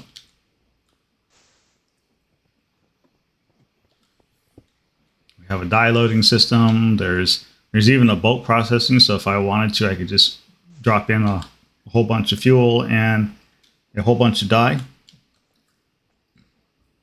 And this thing will just crank out whatever you tell it to. Or you can use the inventory that's on hand. I just like watching the little hand move. He's just fun. Yes, this factory is entirely Create. I mean, the only thing that's not Create are the little storage bits in here. But I mean, I could replace those with Create belts and accomplish the same thing. I just cheated a little. But yes, this is entirely Create. So it's a Create cobblestone generator into a set of crushing wheels that produces gravel. The gravel is split so that half the gravel remains gravel, the other half gets sent to another set of crushing wheels to get turned into sand.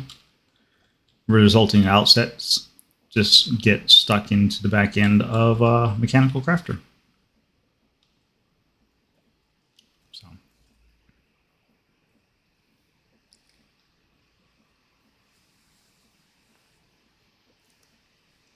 this is my 2.0 version. This is the second time I've built this concrete machine. But this one's far more advanced than the last one, because the last one you actually had to come in and load the die by hand. There's a lot of really cool things that you can do with Create, including like an automated tree farm. Like, you know, it will plant the saplings itself, chop the saplings down, and continue to plant and chop saplings over and over again. There's also a harvester system that will sit there and harvest all your crops for you, which includes replanting them if necessary. Oh yeah.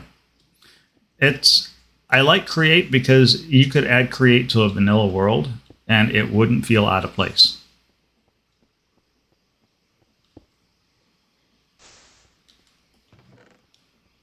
It's one of the big things I like about Create. You could stick this absolutely in a vanilla world and go, you know, this just doesn't feel out of place for it. So I thought the makers of that mod did a really well job for that. Super happy about that. I think...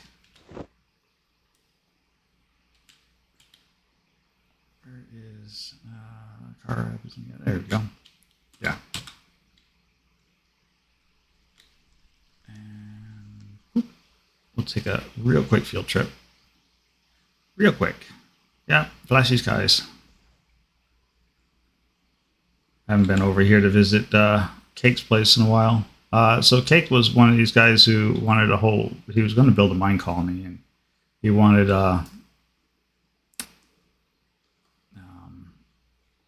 wood, lots of wood, because he was planning on doing one of these field jobs, and then he wanted a way to get lots of food. So, like, here's a good example of a Create harvester system. This thing just spins nonstop, and as the wheat grows, it'll harvest it.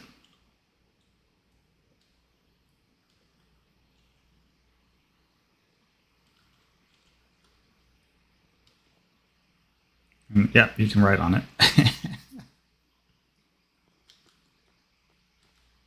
So that's the tree system, and then looks like he's got it actually turned off. But so you can do the same thing with wood. Yeah, it's turned off. That's the only problem with that, is if you turn that thing off, it'll completely grow all the wood, and then it blocks everything up. Oops. I missed. But it's basically the same machine as what you see over there, only this one has saws on it and little deployer hands that follow behind the saws. And so as it chops the tree down, it replants sapling. And then just runs in a continuous circle. Let's see if we can get in here a little bit. Yeah, so you can see the saw blade right there. Now this one won't, if I turn it back on, it's not going to do anything because it's stuck right now.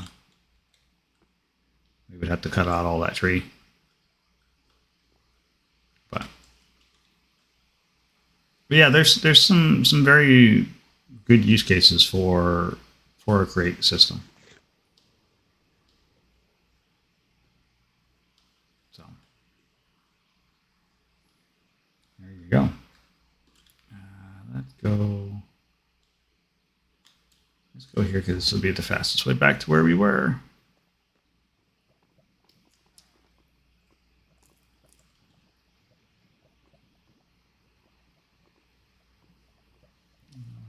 Community center. Yeah, everybody who's popped onto the server to play, anyways, likes to build far away from each other. So we have the spawn area, which is kind of actually open and available for people to add builds in it. We call it the community center. And then, like, my place is here. One of our people, Shale, is up here. Kara is over here. There's Bazinga and Astria. They're up yonder. We had a guy. No. It's got nothing to do with lag. So we don't actually get a lot of lag on the server, which is nice. They build far away because everybody likes to go find somewhere where they can build whatever it is that they want to build at that location. So it's not really lag inducing. They just like the area. So like Kara's building in the middle of the ocean, literally because she couldn't find a flat piece of land to meet the size requirements that she needed. So we had to make a machine to create something like 3 or 4 million pieces of dirt in order to build this island for her. It was fun. It was a lot of dirt. A lot of dirt. Run across the water. And then after we built her the dirt and we built her the island, then we had to turn around and it was another 4 or 5 million pieces of quartz we had to come up with. And then she's on the marble now. Her building is just like monstrous. So yeah, Create has helped an awful lot for some of those block generations.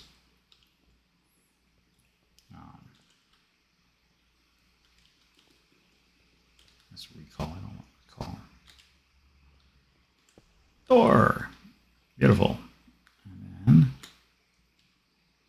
we break here. Oh, look, more water. Because, you know, we like water.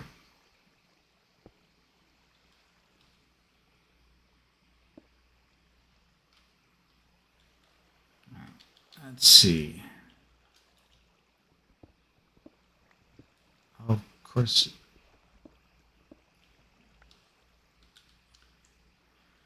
All right, there. No more funny business. Oh, that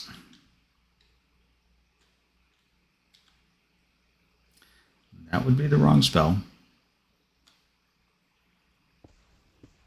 Or not really the wrong spell, the wrong block.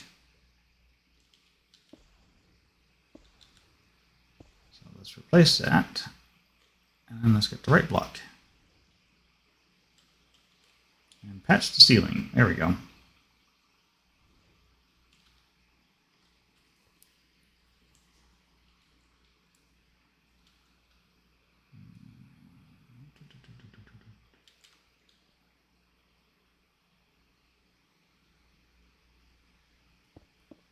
Yeah, I don't want to fight with this thing and try and figure out if I can go up or not.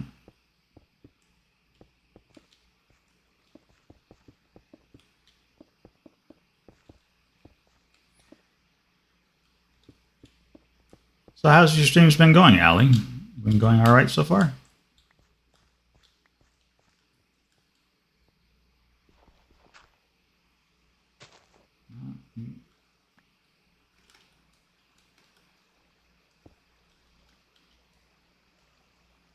Yes, more water here, right?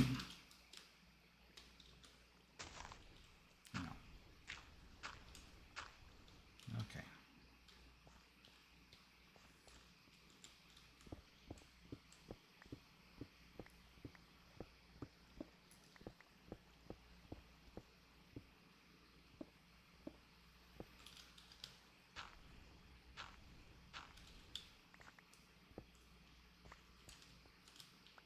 go. And another hole has been dug. All right. Bit of black concrete. And we will mark out another door.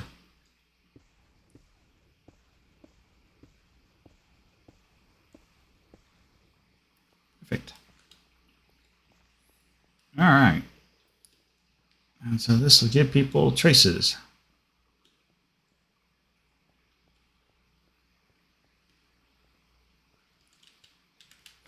Oh, this is going to be a fun little maze when we're done with it.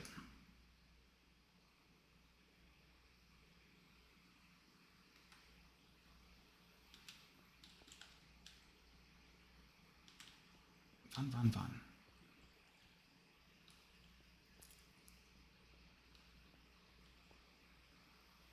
I think that definitely needs to go back in the wall a little further.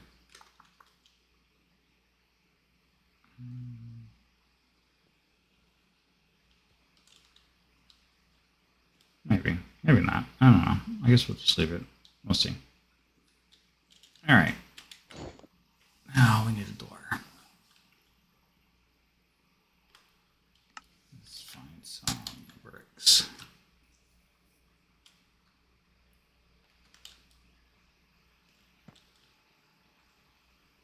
I don't think I like that. Here's where we get to the hard part. Decoration. Not my strong suit.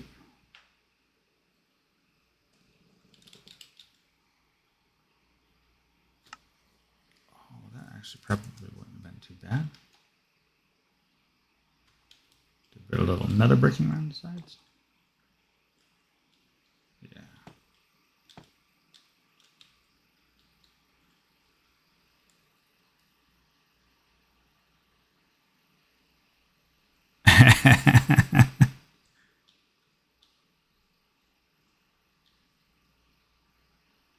You know, I think everybody has done that, forgot and leave themselves muted.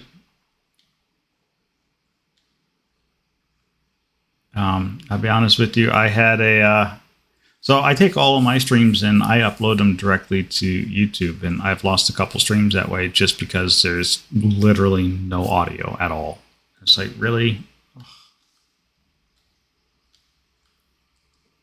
And the worst part about it is when there was a couple of those that I actually had members of the server that were part of the video, and so you could hear them talking, and but you couldn't hear me talking. it was actually pretty bad. But yes, I think you're right. I think it is a rite of passage.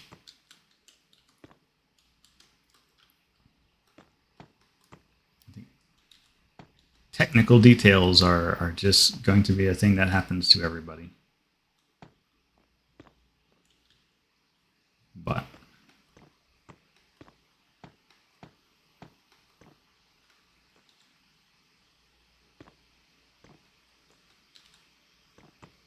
yeah, well, just do a little bit of an encasement right here. That'll do well.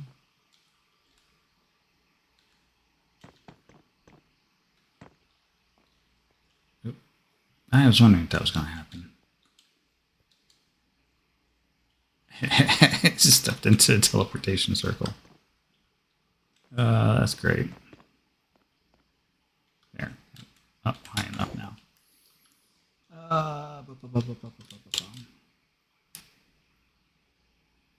I know I've got nether bricks. It's like the main building block for my dragon. Yeah, even us professionals do really, I say professionals, my professional line of working is software programming. So.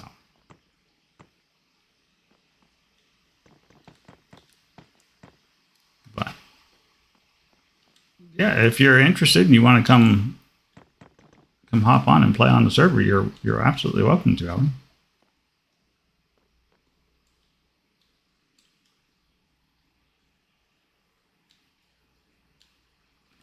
And then I think a little bit of red nether brick. And we will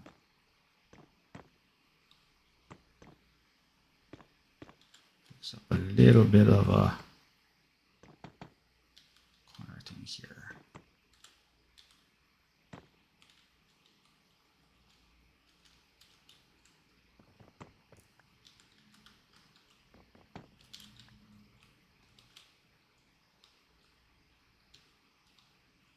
I think that'll work.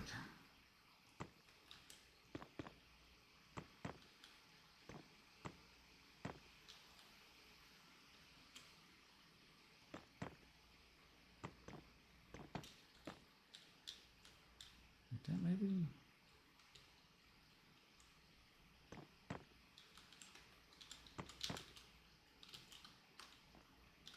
Stop. I hate creative mode flight sometimes. It is such a pain in the neck to get things lined up right.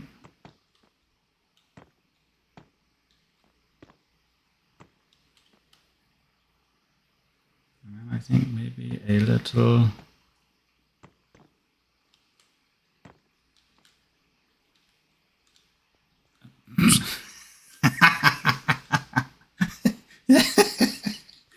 I mean, that teleporter just going to go around in circles. Yeah. I think we just need to pull this.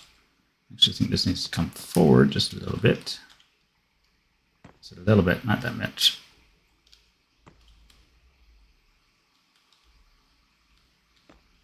So, like that.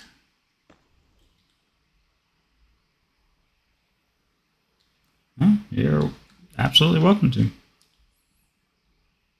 We have been working on attempting to build a collection of streamers and content makers and people who just like to build and who like to work together and get things and do weird and wild things. So I am all for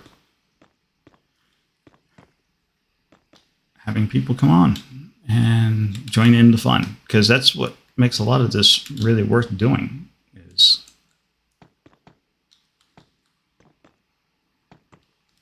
collaboration work and hanging out with each other and just having a good time.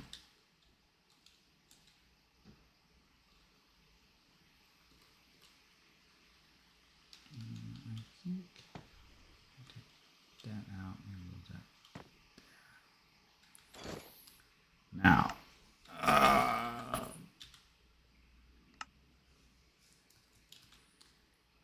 whenever you want a block, it's the only thing that drives me nuts about that inventory system.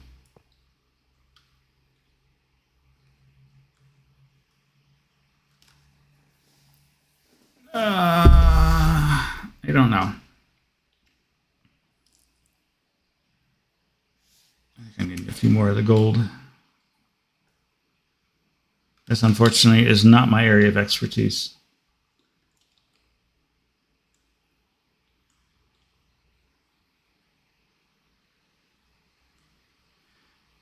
Yeah, I don't know too many people that do a whole lot of modded, and I thought it would be fun to do a modded season and a modded series that repeats over and over again, and see what happens. I think the gold's a little much there.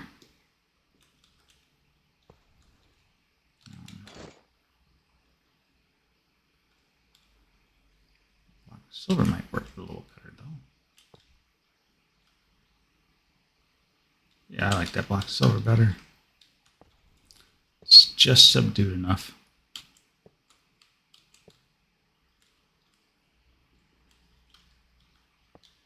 Not like I'm using the silver for anything.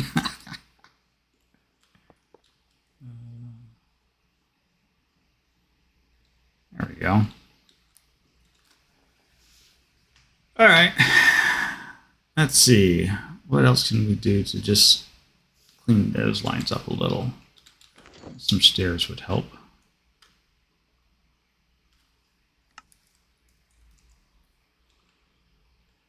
We have some stairs. That's good.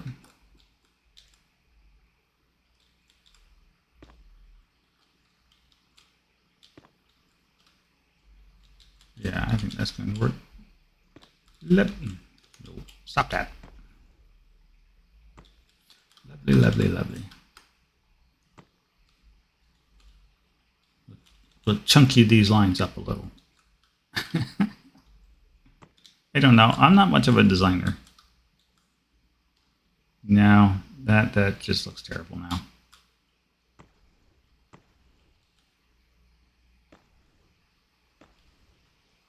New. I guess we'll just leave it the way it is.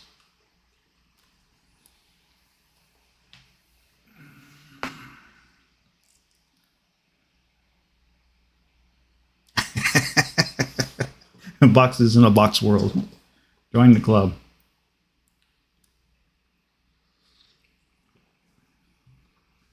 About the biggest design work I have done to date.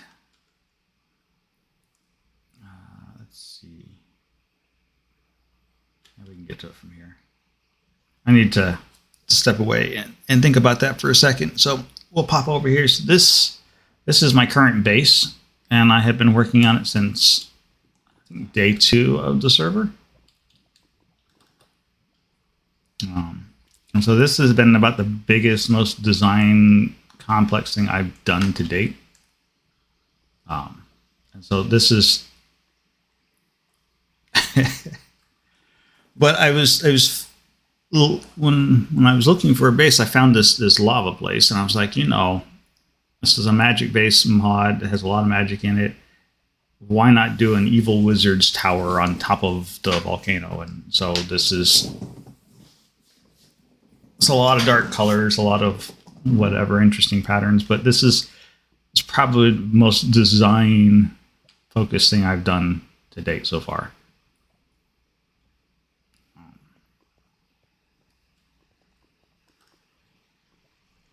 And it's not bad.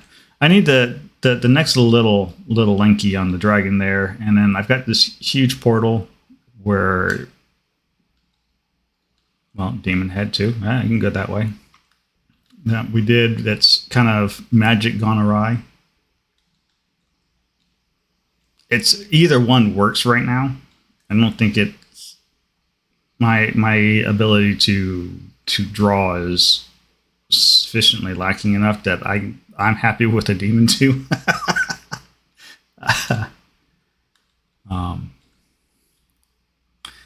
But our demon drools as well. Oh, stop that. Oh, you're caught in that.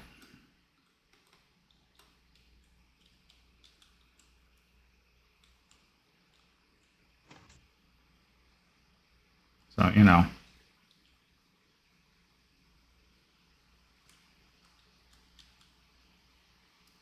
he's a functionally working demon because I thought it would be kind of cool. But I got to hook up a whole timing circuit there because there's far too much lava that dripped out of his mouth at any point in time. So I need to put a timing circuit up to those piston so that they only drop like a little bit. So you can periodically have just this like little dribble of lava that comes out of its mouth. I thought it would be a neat action effect.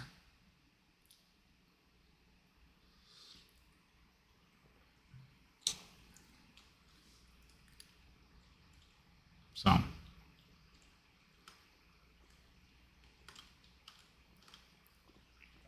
but that's kind of been my workshop area. This is,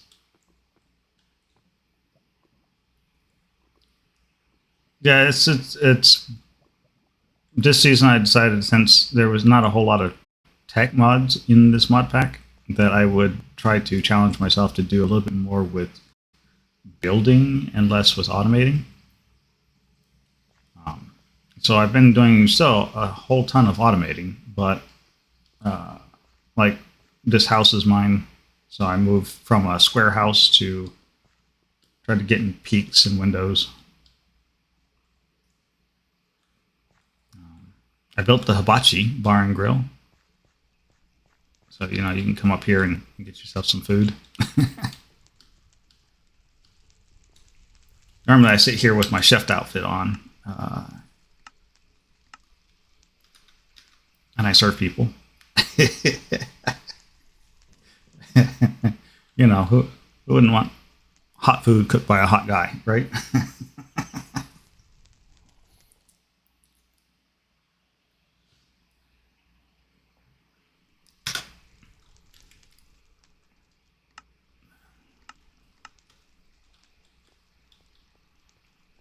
So yeah, this whole season's all about been just like trying to challenge myself and do things that are well outside my comfort zone.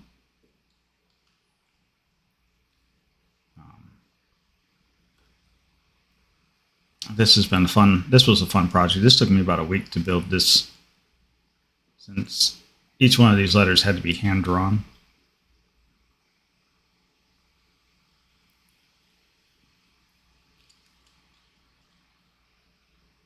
No, look, somebody else just came by and signed. So yeah, you can doodle on the blackboard, as it were.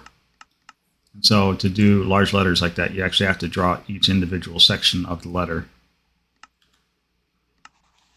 and put it all together to make that. So I spent me the better part of a week trying to get those letterings just the way I wanted.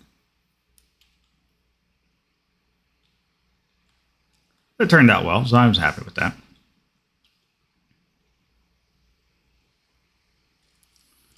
It's meticulous. And it's especially meticulous if building and artwork is not your forte. I'm a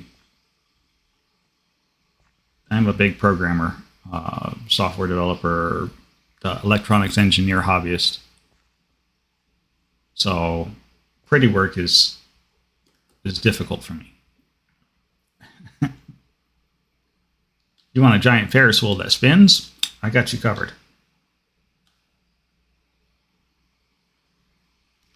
That's easy. One working Ferris wheel. You got it.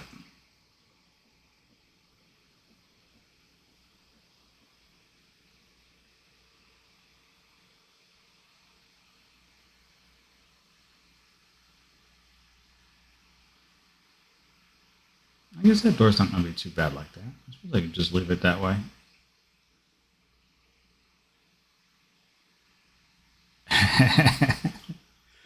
Yeah. So that's, well, so me streaming is almost pretty much the same thing. I'm so used to just being a solo quiet player off to myself. So I totally get where you're coming from.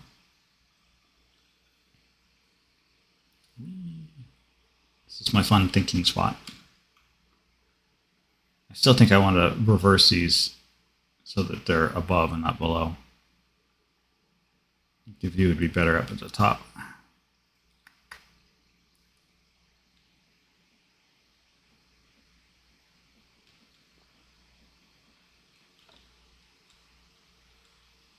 But it's a good little thinking spot. It's fun to ride around on. Build a claw hand. We'll get this maze going, and our carnival area will have activities for people who want to come visit or who are actively playing on the server to hang out and have fun and try for things. We even have a reward system. So some of these games have coins and tokens that you can win. And then you can come and trade those coins and tokens in here at our little tent of awards. And you can get different things. So I'm hoping eventually I can get this whole area filled, or at least get help getting this area filled. I know some people were talking about, at least in Discord, we're talking about putting food carts in and whatnot, but we'll see what happens with that. Yeah, I think I like the nether brick. So maybe we do red nether, just regular nether brick for the interior floor design. We can make it kind of like, oh, that wouldn't be too bad. Maybe that's what we do, is we do like a line of nether bricks on the floor, and then we swap the walls out with rather regular nether, and we make it feel like you've actually gone into the nether for the certain sections of this. Maybe we could do theme sections. That wouldn't be a bad idea. All right. Well, let's do that first. Let's grab some netherrack. Let's get our replacement spell. Let's increase.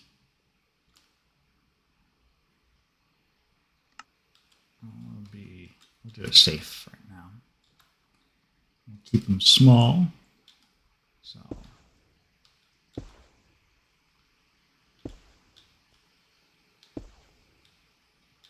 we go. Paint by numbers.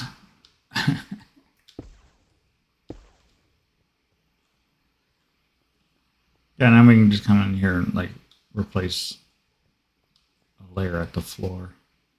I think this will work out.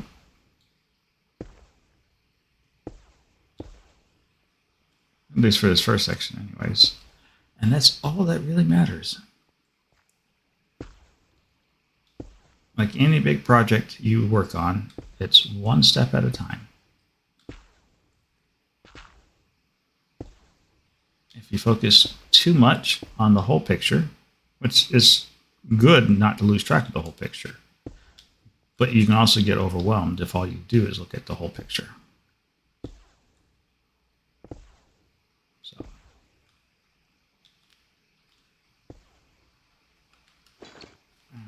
apparently I ran out of netherrack.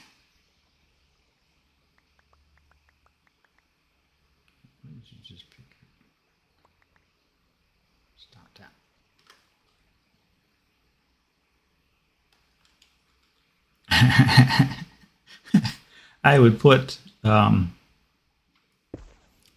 ores in some of these walls, but I know a few of our members that would come through here and be like, "Oh, look." So no, this is Mana and Artifice is what I'm currently using. Ars Novia is a mana system that is coming into the mod pack in the next update. So if you know Ars Novia, then you will have a magic system that you're going to be comfortable with.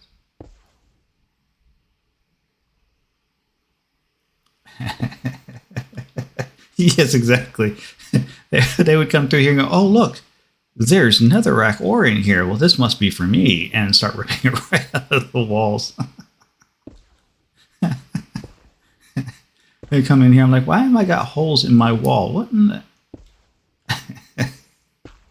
It would so totally be a thing that would get done. And all I could do is laugh at it and then replace it and then have somebody come back through and they would just come back through and do it again. Like, okay, guys, work with me here a little bit. They would do it the first time until I pointed out to them that what they were picking up was not meant to be picked up. And then they would be like, "Oh, well, we're sorry." And that would be the end of it. But it still would be funny.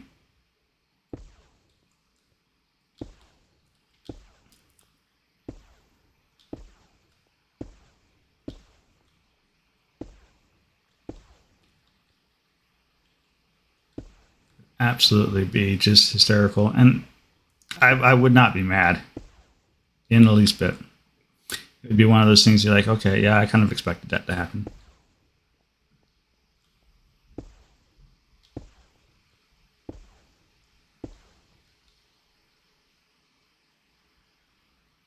Yeah, I've used ours myself, and I was a little sad because it felt a little lacking.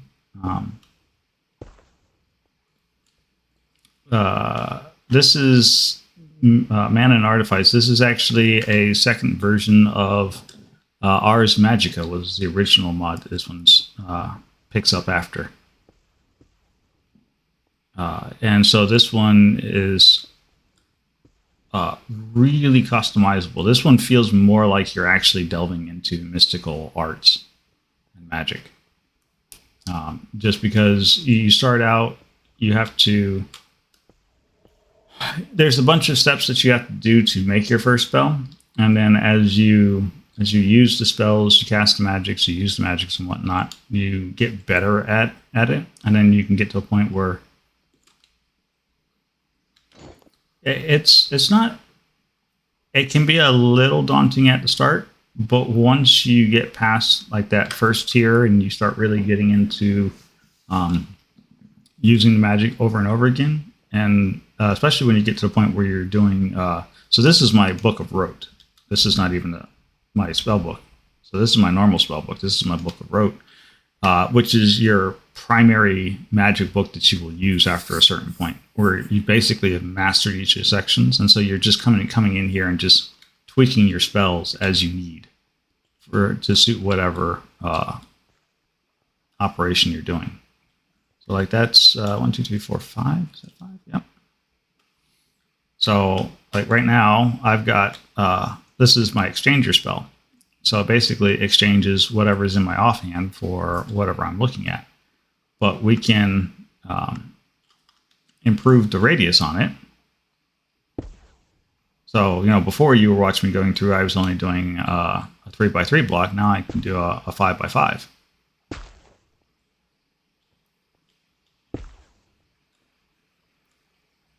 And that to me is feels better as far as a magic system goes, is that ability to just kind of customize and then go about doing whatever it is you need to do. Yeah, the exchange spell is a very nice spell. I was happy when I took the time to get it to the point where it's at right now.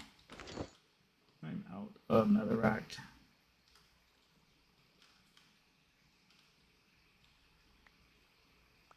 I hope I have enough to finish this place out. It's not like it's going to be a big deal to go get more. It's just a trip to the nether. Fine. But yeah, Mana and Artifice feels a lot more customizable, as it were. So you can do things like what we're doing right here, which this would take. You'd have to like dig all this stuff out, and that's a bit of a pain. But we are making very quick work of it.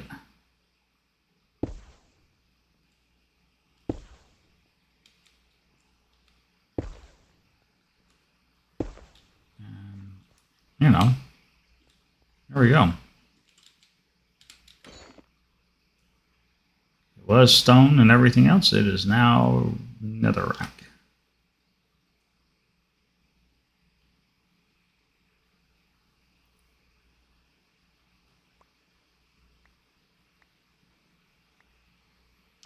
And so, yeah, I just, to me, I like this system for its customization better as far as magic goes.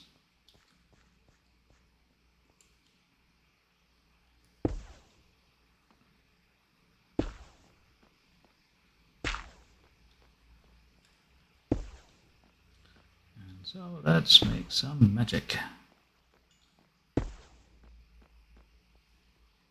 And you can get, there's like rings and whatnot you can make that will allow you to do silk touch, and allows your spells to have like fortune effects on it, and that sort of happy mess, if that's your jam.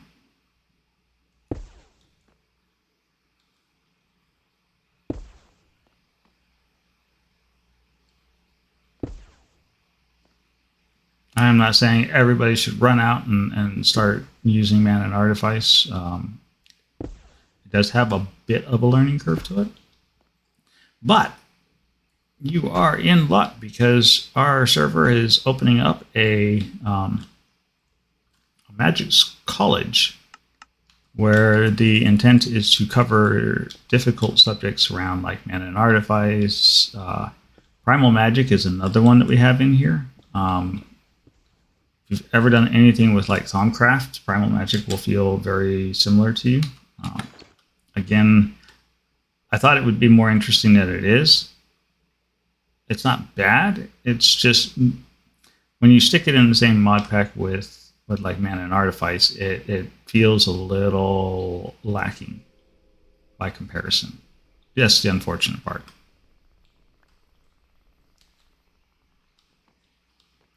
But yeah, so there's I've got plans to sit down and actually do like regular tutorials on walking your way through Mana and Artifice.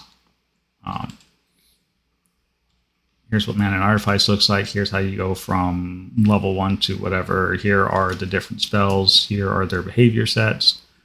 You know, let's teach you how to be an actual. We're gonna make you a wizard, Harry.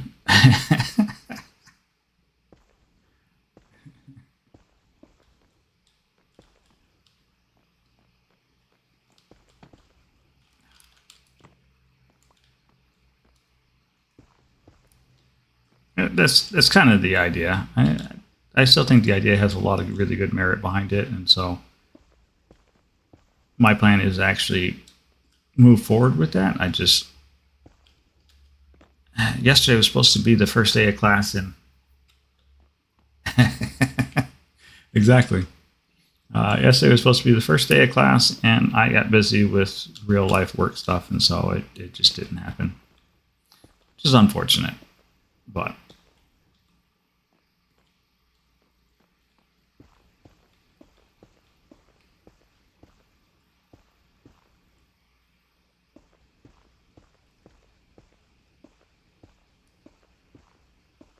Yeah, this tunnel is turning out very nicely.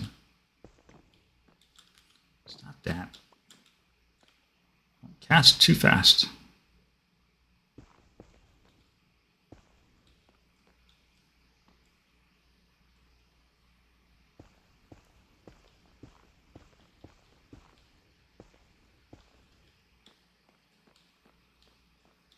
Now, it looks very bright in here, but that's just because I have a bat familiar who's stuffed in a ring currently. This guy's pretty cool.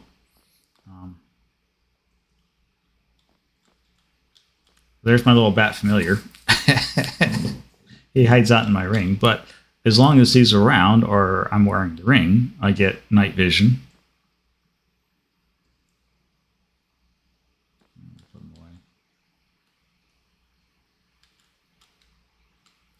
And then, yeah, so we let the night vision run out.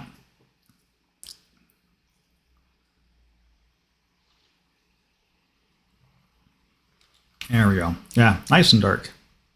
So I think some torches on the walls and whatnot will help to illuminate the area. I don't think I actually have any like spells. Oh, that would be a good idea. Let's swap this out for. There's my. Yep, that's light spell. All right, so let's get it so we can see again. We could do things like that.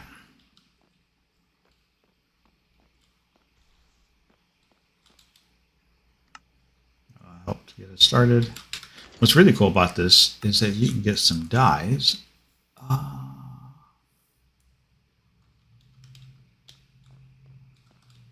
Change these pink lights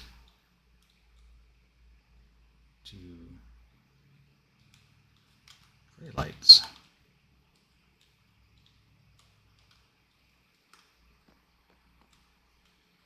Oh, that looks so much better. Yep. Little light.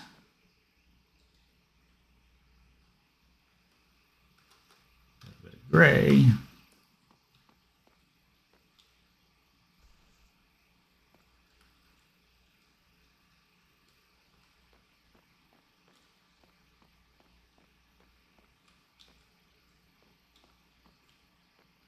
Oh, the atmosphere is just real. Sorry. I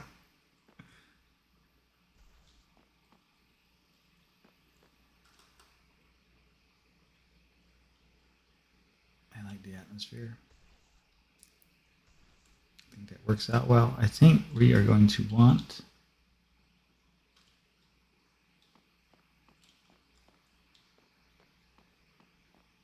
Yeah. Actually, not too bad.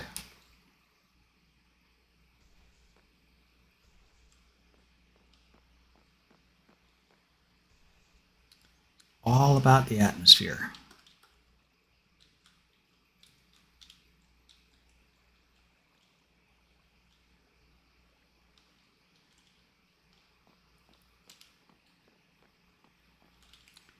And I think there are, these are really cool.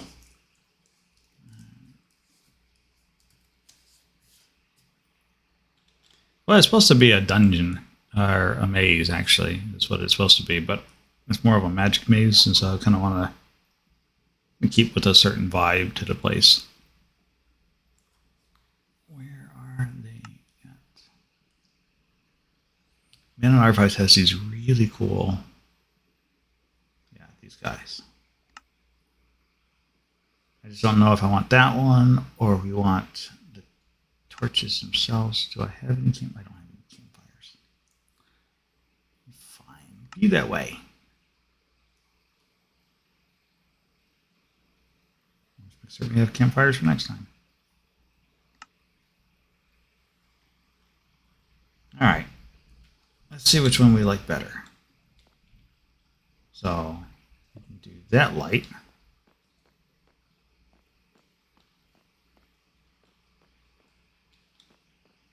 It's not bad.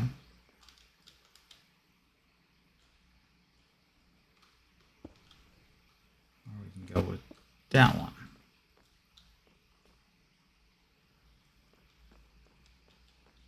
Both kind of put out the same amount of light. I wonder, will you go on the ceiling? No, you will not go on the ceiling.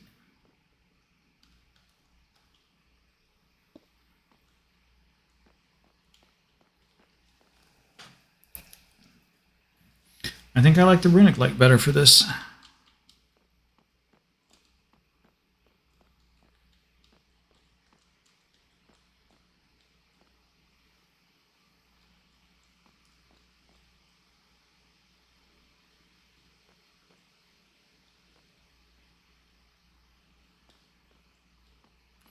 Yeah, I think we're going to go with the runic light.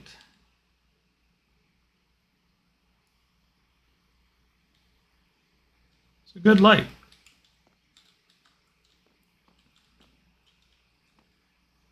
I think we may drop some of these lights down. I got probably a little too many of those.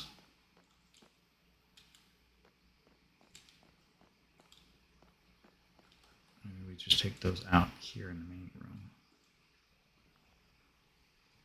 Will that be good enough, I wonder?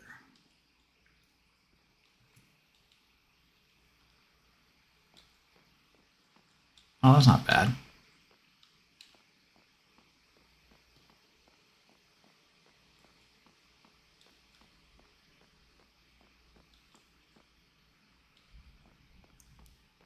Yep, that's got the right kind of vibe. Just, I don't know. I am literally flying by the seat of my pants at this point. So we are just making it up as we go along.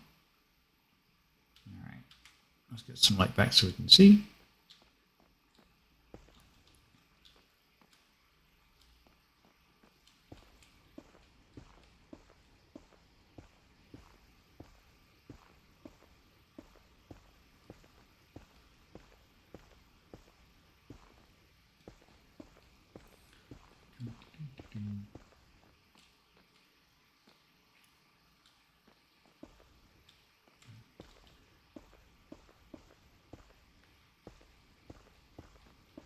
So what do you do in your spare time, Allie?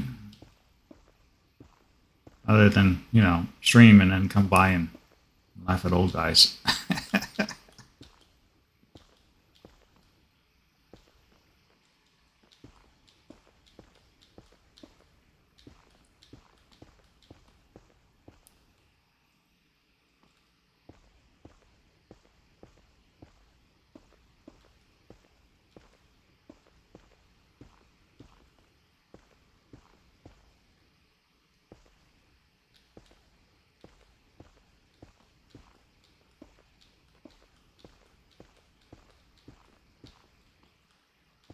I'm thinking a ledge along the wall here.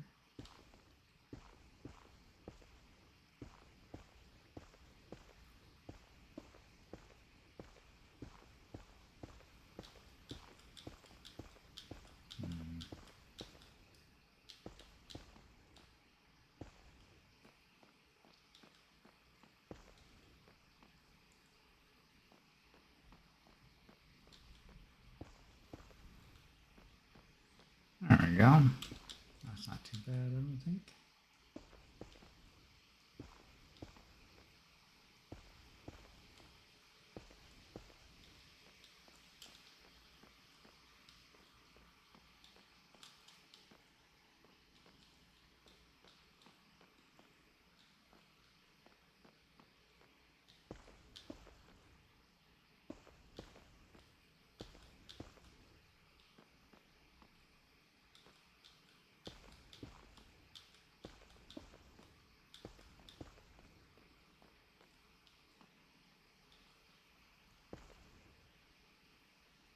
There we go.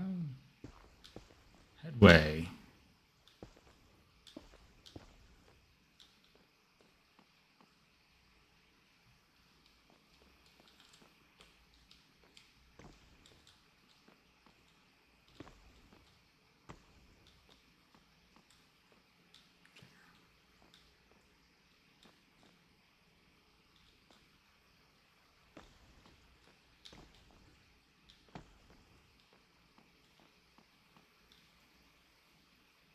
I like that better.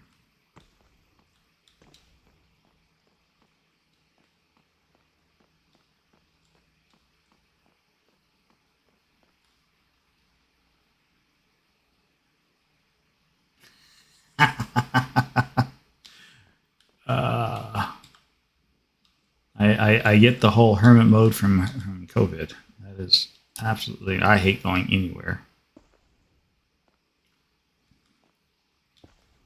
I absolutely just hide out in my house and stay there as much as I possibly can. That'll work. All right.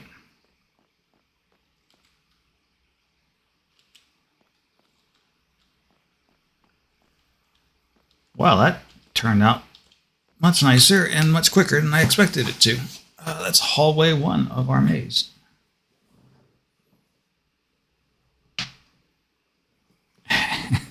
I get the stress bit. I hate just driving on the road. I swear we went into lockdown for COVID and came out and everybody forgot how to drive a car.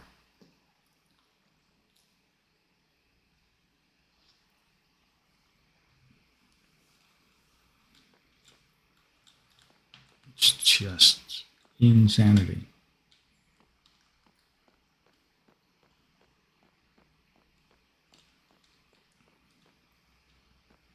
All right. We have 4, 1, 2, 3, yep, 4 new directions to go.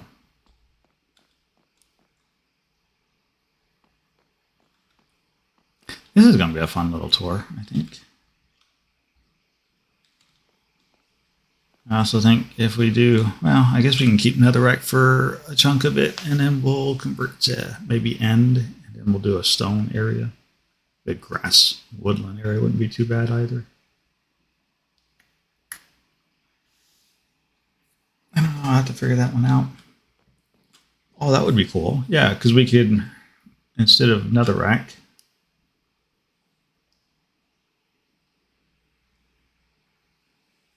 oh, that must have been fun. At least you get to get out and go places at that point.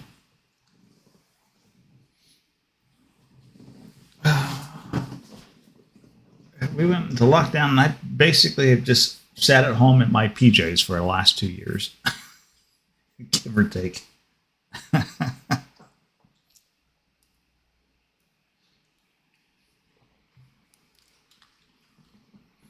Now we could do, for the woodland area, we could do a leaf ceiling. So I'm thinking like spruce. Let's see what kind of leaves we have. Want something dark. Umbran, if we can find some, that wouldn't be too bad. But no, I'm thinking probably going to be spruce. Willow, oak. All right. Oh, there's spruce. Yep. We'll do spruce leaves. We can do spruce logs coming up out of the walls.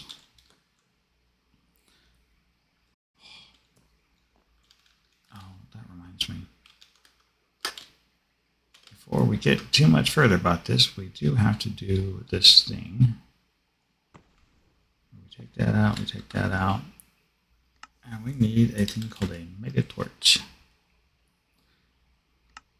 Because we don't want people visiting our amusement area and coming and visiting our maze and then getting chomped by a creeper or something else that blows up here.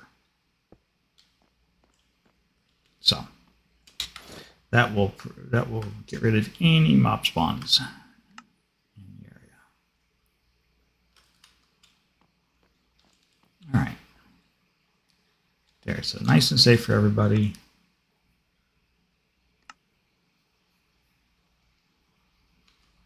Maybe we do a water area in the class.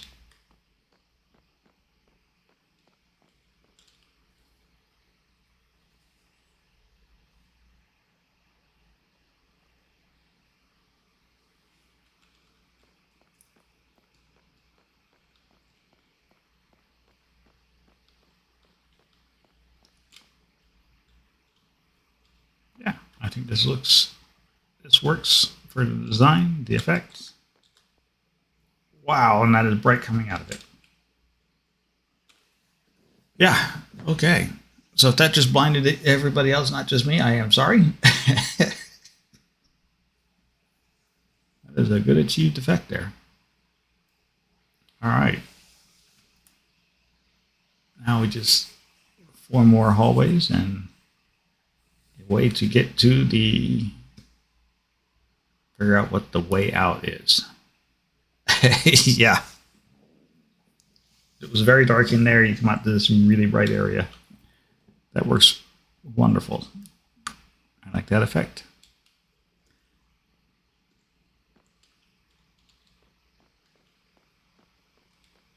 Yeah, this works. I'm happy. So we need to find 4 other areas to go and map out or dig out. Close your eyes. Oh, yeah, I'm sorry. It was my time.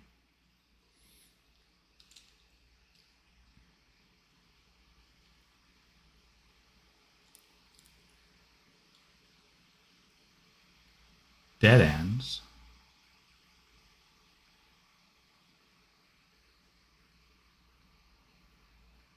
Right, we're going to need dead ends.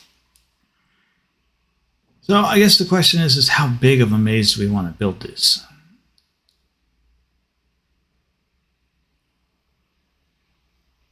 I figure 8 to 10 hallways should be good, and then some way to find the treasure at the end, and then, you know, work your way backwards.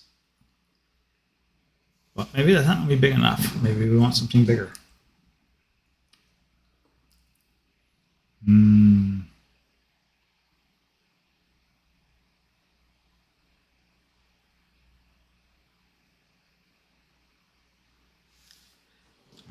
Now, what we need to do now is actually go take a mapping of the directions that the doors are facing.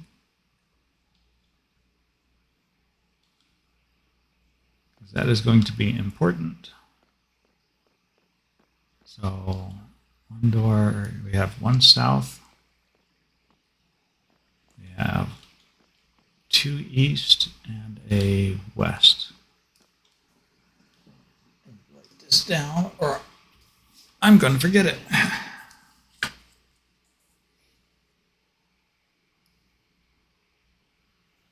South, 2 east, and 1 west.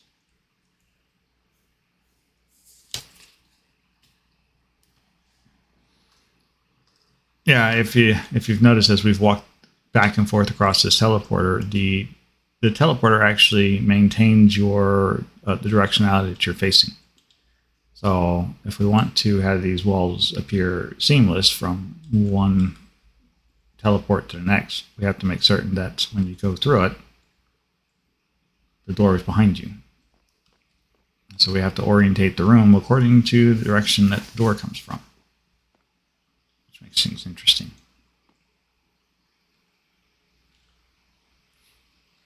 Of course, we could also just do like a little puzzle over top of in the room itself and have certain doors open. There's that too. There's lots of It's a maze. There's lots of possibilities.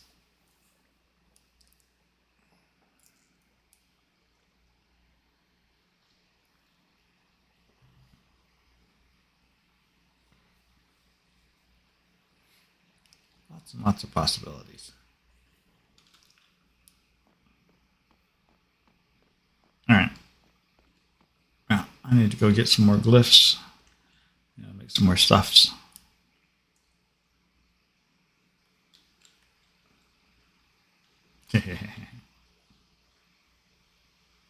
Little boat ride if you want to take a boat ride. This is, it's a work in progress. I think I've spent, I don't know,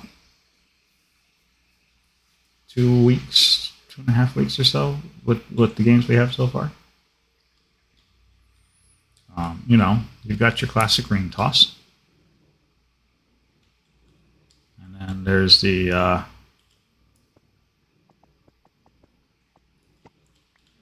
shoot 'em game. So, get you some potatoes and check your accuracy. Aha, I think I got one.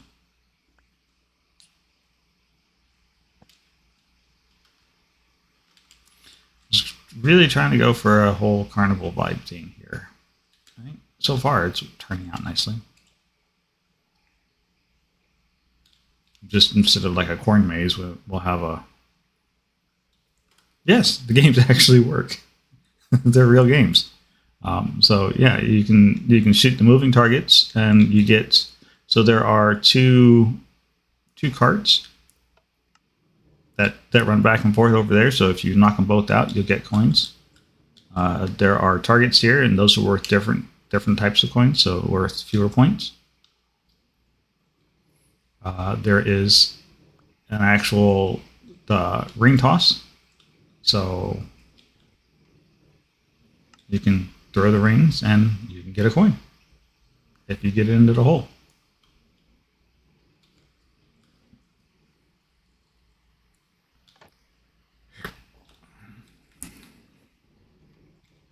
Yeah, the whole thing works. I worked very hard to make certain those things work. There's a lot of redstoning underneath these machines, underneath those, tracking all of that stuff.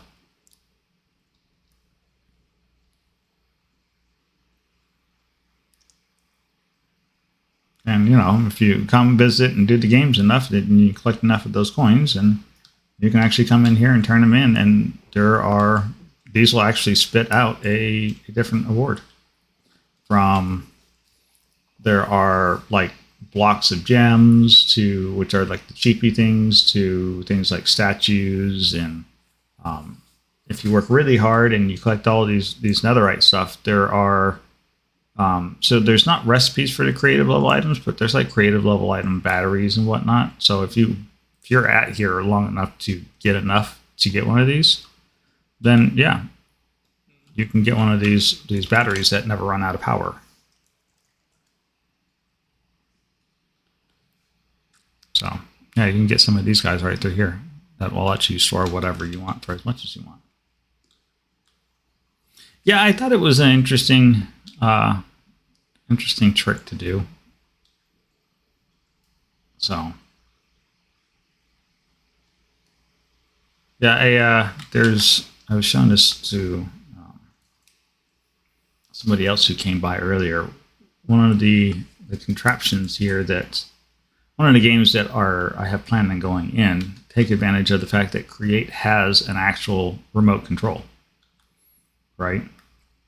So you can click on the remote control, and it now takes over your WASD. And so if you watch the buttons, they light up accordingly. So that's the WASD. Then there's the shift button, and then the jump button, or your space. So my plan was to actually create a claw game that took advantage of this controller here and had a big monstrous claw that would go, yep, that's in Create. That is a part of Create. So yeah, I thought a little claw drop game that would have an arm that moved across and then came down and tried to pick something up off the ground. and then bring it back over to Dropper would be fun. So I think that's going to go somewhere over in this area right here. I'm still working on some of the mechanics. I got to figure out what we're going to use for a claw that would actually pick something up.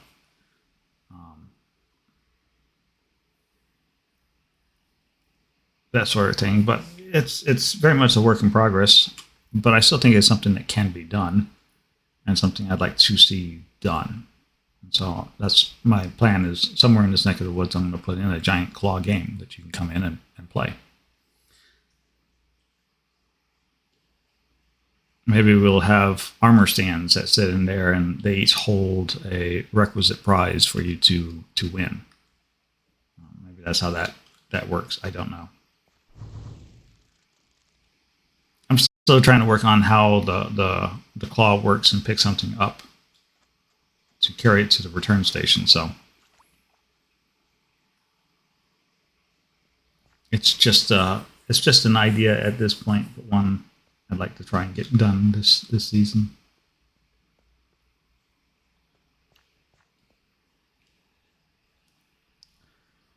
So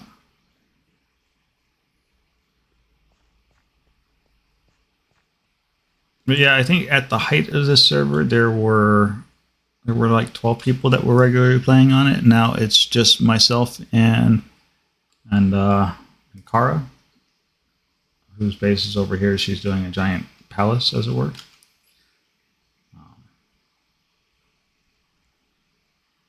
So it's actually a pretty quiet server right now. So there's not a whole lot of lag.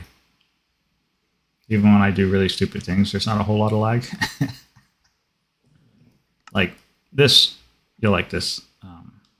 Just because they're cute. Door can stay open. Do I not have my wing? I don't have my ring on. Right, so these are little constructs. I have not named each and every one of them. I could name them. I could name tag them, each one. I just haven't done it yet. I don't really have a need to. But we can turn them all on. Yes. There we go. They are working robots. So they're carving runes and making rune patterns and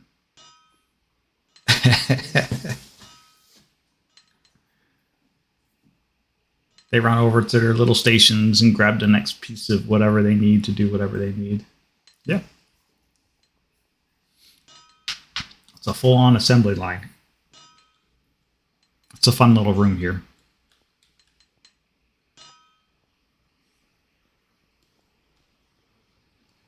But this is what they're making, is they're making all of this stuff right here.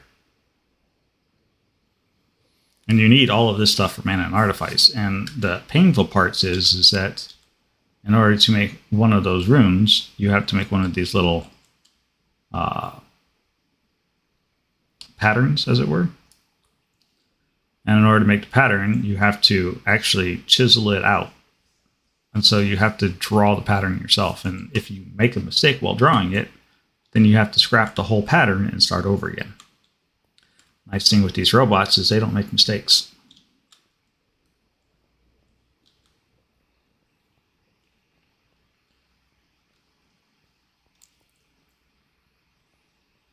But yeah, this is our little dwarven workshop area. I had wanted to actually have this armor, this hand and hammer actually be in movement, swinging as it were. But some of the blocks on that don't actually render well when Create puts it into operation. So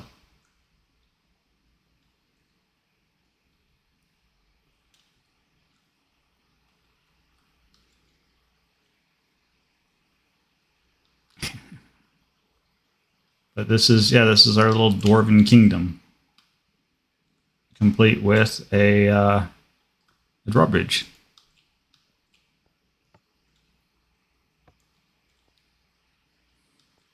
That's also on the list, is to dig this down about another 20 blocks and then fill the whole thing in with lava.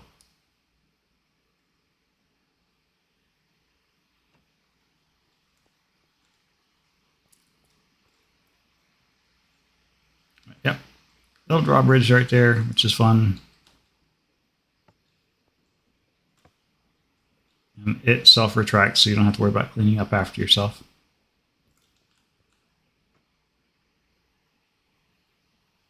So yeah, a lot of this stuff is made with Create. So you can do some really fancy things with it. From doorways to moving gates.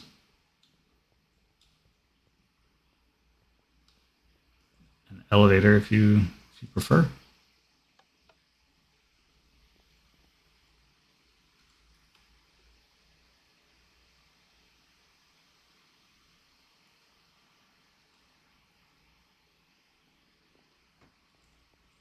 There's a lot more decoration-y things to be done around here, and just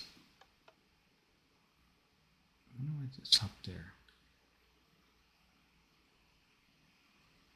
Oh, that's why it stopped there.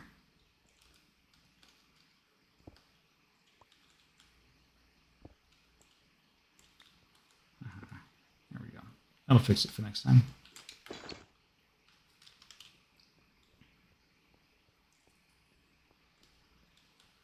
But yeah, I'm still working on some of the decoration stuff down here. Lots of decoration, and it's just a lot of stuff decorating to do, and I'm procrastinating at it.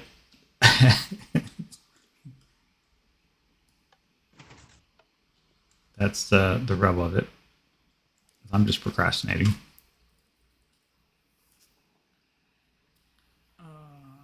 Right back to the Dark Tower.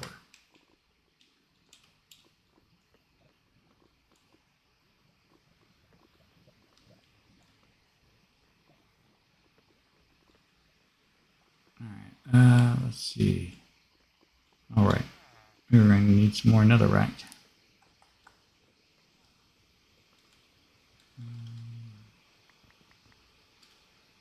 This should work.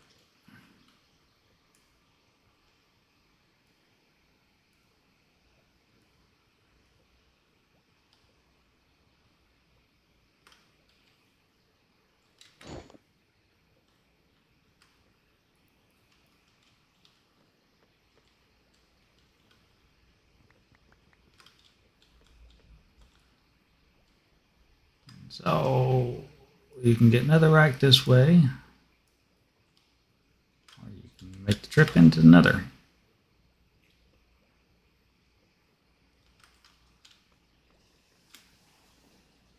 I haven't actually had to go anywhere anytime, like dimension hopping or anything, for a while now, just because I have stuff to make all the blocks that I need. So I've been able to focus more on building and putting together projects than resource gathering, which is nice.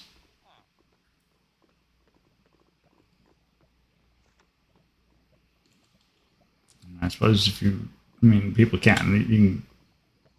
The nether is still a real thing. We also have in here,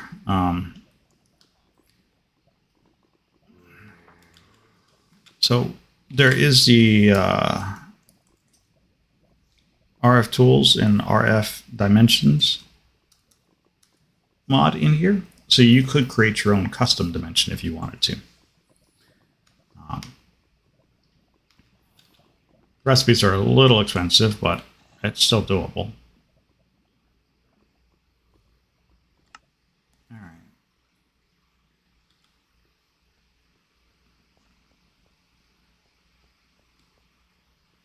Let's look at our map. So we did one there, so I suppose we do one over here. Yeah, that should be fine. As we dig down deep enough, I don't think anybody's going to notice.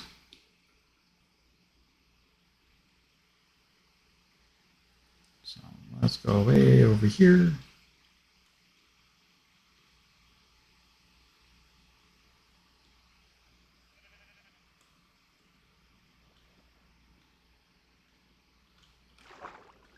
Fencing. Water.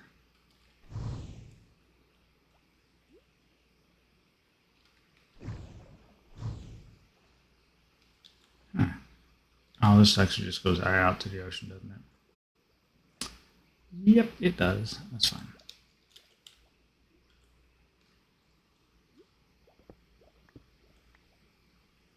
All right. I think. Thank you very much. I think we will do exactly what you're never supposed to do, and that is dig straight down.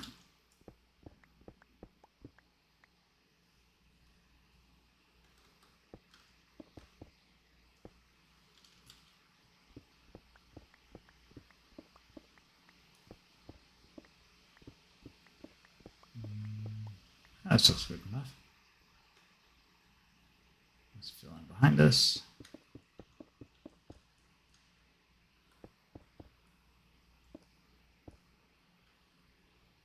Perfect. All right, so we have one door that faces south. So let's make this the southern door. So that means we're going to come in this way.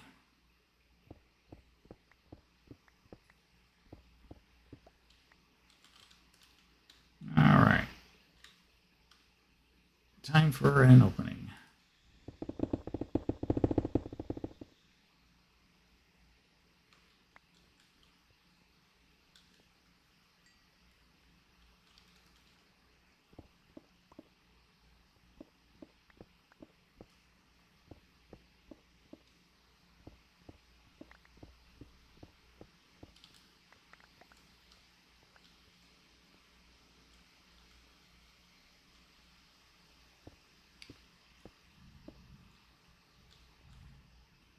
Let's see.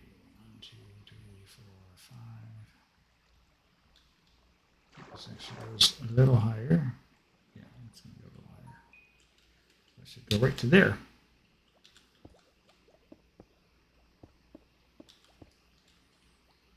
So let's grab our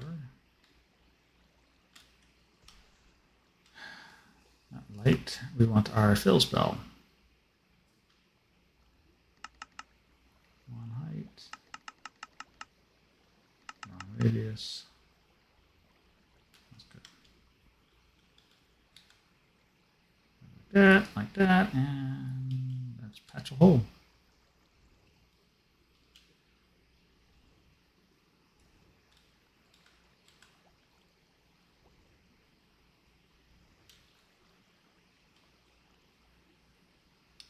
Excuse me, sir.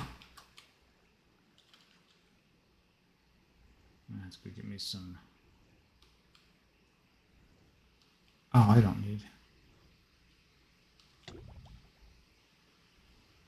Oh, that's not good. Yeah, I get it. I'm drowning. I thought I had my scuba gear on. I apparently did not. All right. That was a mistake, but that's okay. Let's see about cleaning up some of this water, shall we? With our handy dandy patented water be gone spell.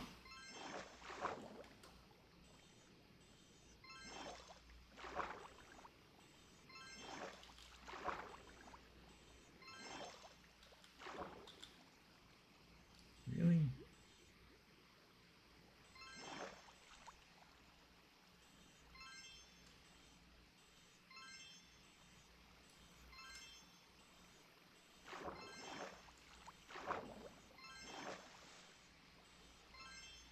Stop repeating back. It's a sponge and a wand.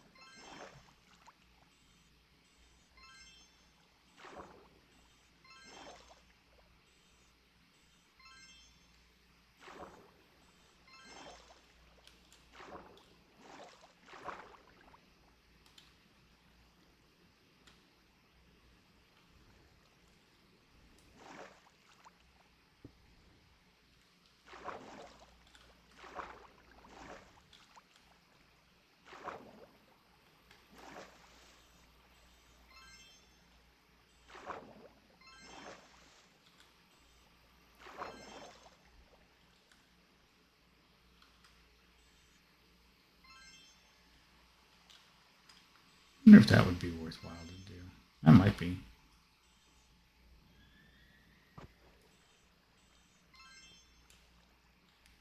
Stop me around water.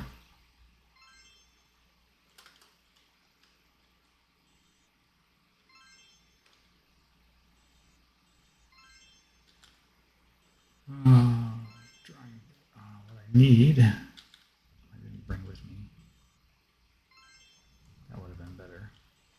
Should have grabbed that while I was at the Dwarven Workshop. Just grabbed some bottled mana symbols. That would make this a lot easier. Stop that.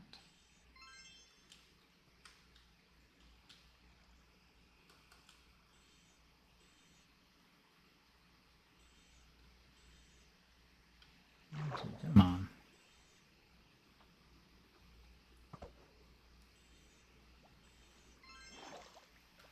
Whoa.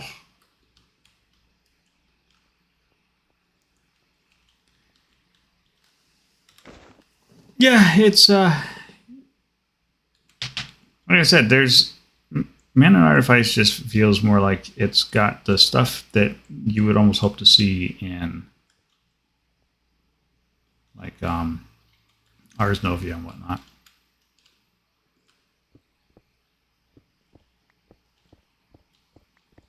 So, you know.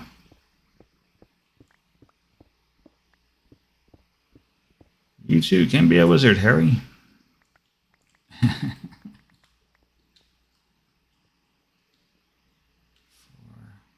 That's fine. We can actually open this up into a bigger area.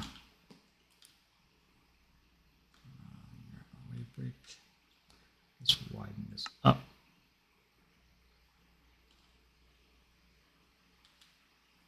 From this point.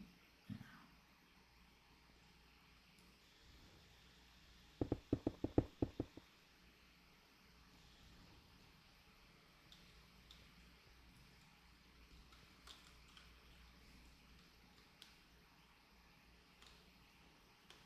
I wonder if I can make it fill up and not out.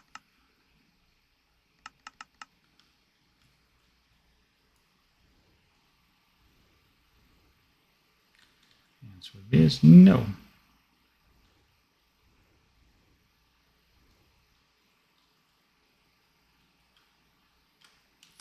Like I said, it can be very intimidating to start. But, you know, have no fears. We will be running a magic college very shortly, and we can answer all of your questions.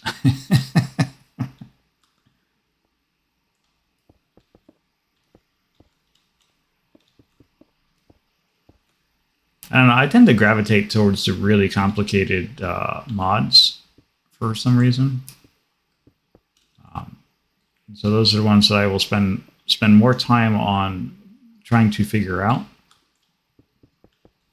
A lot of that's probably because I am a software developer by trade. And so usually if somebody's written code for a specific reason, it should work for some reason in my head. There was a reason for that code to be written that way. Doesn't always make it right, and doesn't always make me right. But I will figure it out. And I've had times where I'm like, okay, this is just absolute. Why did you even bother with that? You did a disservice to everybody, dude. And other times it's kind of like, okay, that's actually very functional and very useful. And where has that been all my life? This spell here, such a stickler.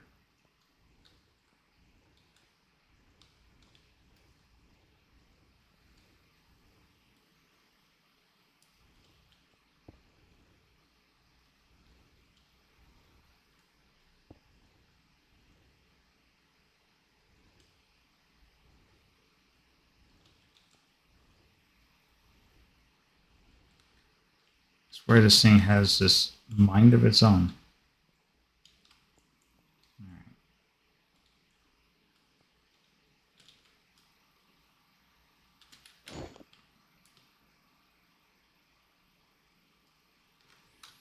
Now let's make certain. So north, yes. So you would be facing south coming out of this. Perfect.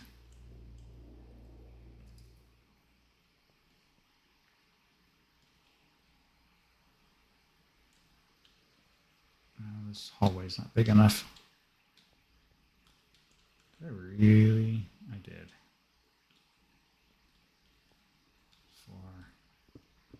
4. Oh, the even numbers.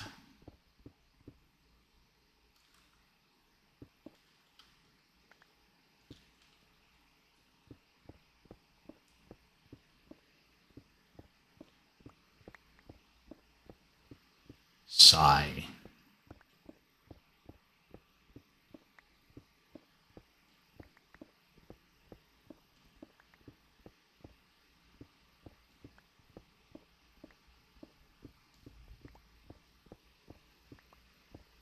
All right.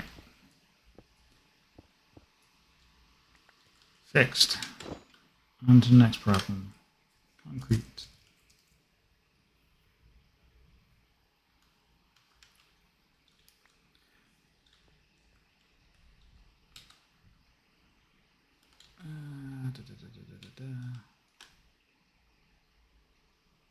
Exchange. It is on a small radius, so we're good. And there is our door.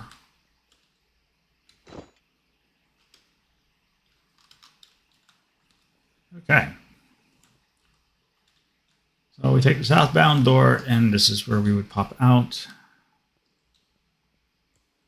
The ceiling is at the wrong height, so we need to fix for that. And then we can go whatever direction that we want. You're moving forward. Okay. Including probably going further that way. This will work. So, first things first, let's mark a waypoint to this, not waypoint, a teleport point. So, we need some glyphs.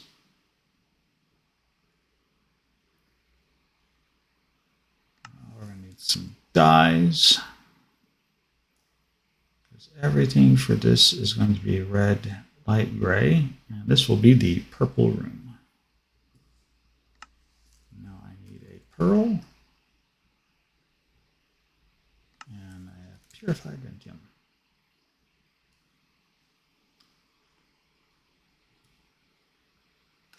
All right. So we want you to pop here.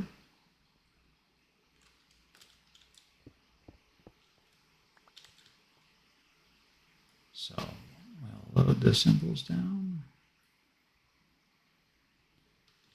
Just like so. That goes there. Figure out where our points are at. So when dealing with the, this is called the ritual of homesteading. I don't know why they call it the ritual of homesteading. It is. My best suggestion would be is if you're ever using a lot of these, always put the ritual down. You can put the pearl down or not put it down right away, but always put it down and tap it with the purified bentium dust in order to get these to show up, because otherwise you could put these in the wrong spots, because the diagram doesn't tell you where position 1 starts at, and it changes depending on where you set it down and how you turn the whole ritual on, and it has an alignment scheme to it, so it can mess you up. So always, always, always check. So now we can start that.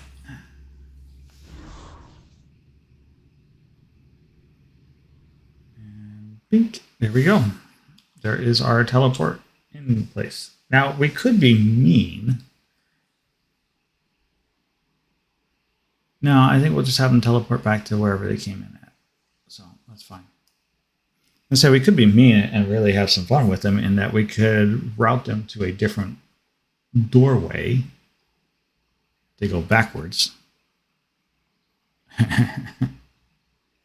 So, you come into this hallway, but you decide, no, I didn't really want to come here, and you turn around and go backwards. We could send them to a different door rather than sending them back to the same one that they came in. But that only works if the door is facing in the same line. So I guess that doesn't really work so well. All right. So we need to go back and mark the southbound door at the other place. Ugh. All right. Notes. This is the purple room. Got it.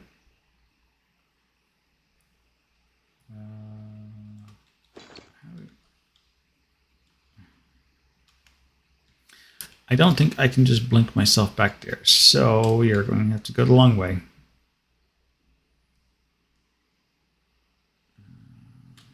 Pop in here. This is probably my favorite wand, and that is the Make It Stop Raining and Thundering on My Head wand. You don't actually have to deal with it too much on top of the volcano, but I get used to the quiet areas and not having rain everywhere.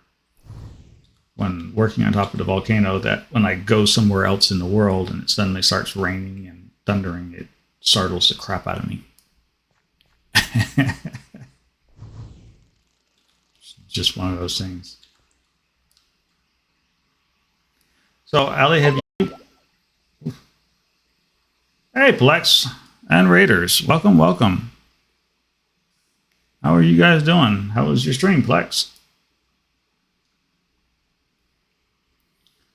Okay. I wasn't expecting a raid today. You never expect a raid. The raid just happens. And it runs right over top of you.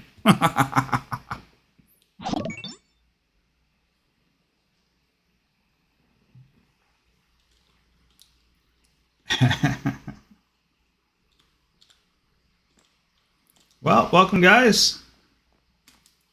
Yep. I can see I'm getting runned over top of. You guys have a good stream? This is south. Yes, this is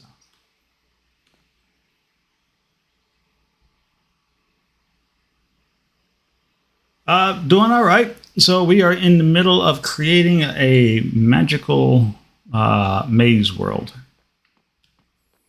So we have our entrance into our maze.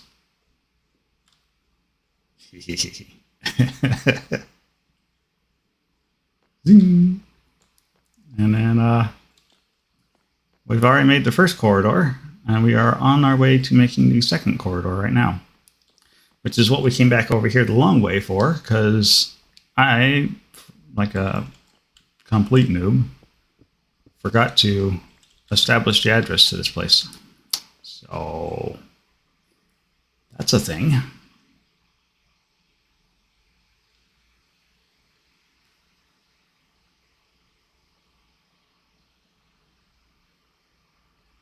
Pixel Skyblock.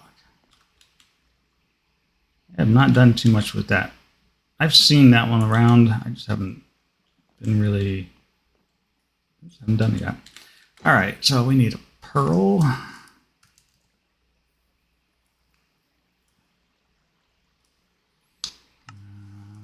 We are going to need some more glyphs. I'm running out of these quickly. And some dyes. It's red, light gray, and this will be the cyan door. All right.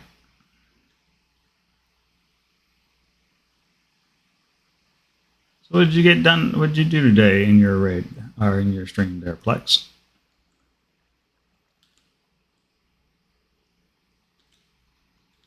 Red, light gray, cyan. Trying to keep track of everything I'm doing. All right, one address putting down.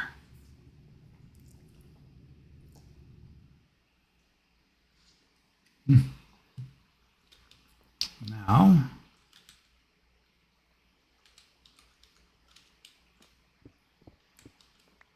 knock a little bit more of this wall out.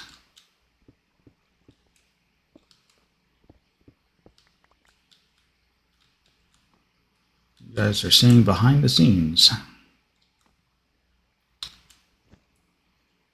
we go. 1, 2, 3. That. Set that. This is how we put together. Come back here. That'll just work for right there. All right.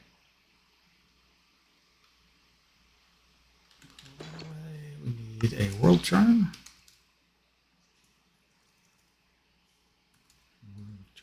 We need 2 of these. Because we'll need one for the returning door.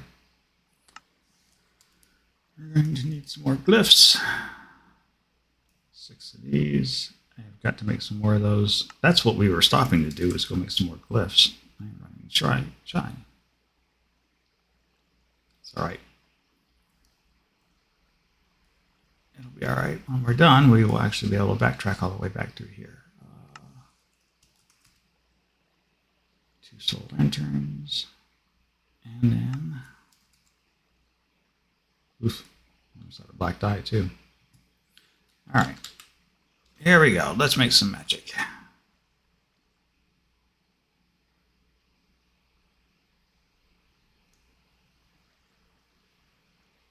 that back down.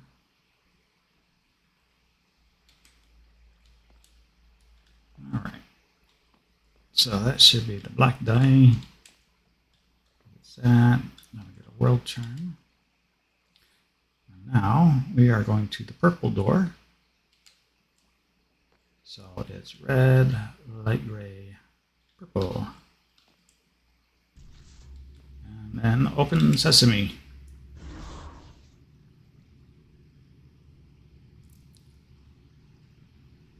And we'll just close everything back off. All right. Just sneaky back in here. Stone off. No.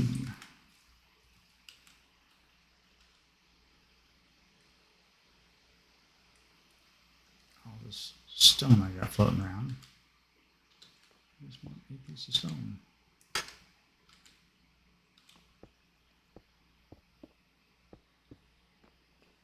Well, so that's the nice thing is by coloring it the same color as the black concrete, it actually kind of disappears unless you sidestep it.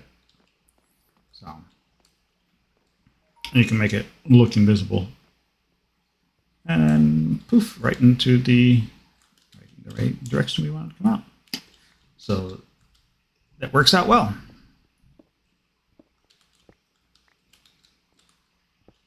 So now we just repeat our performance.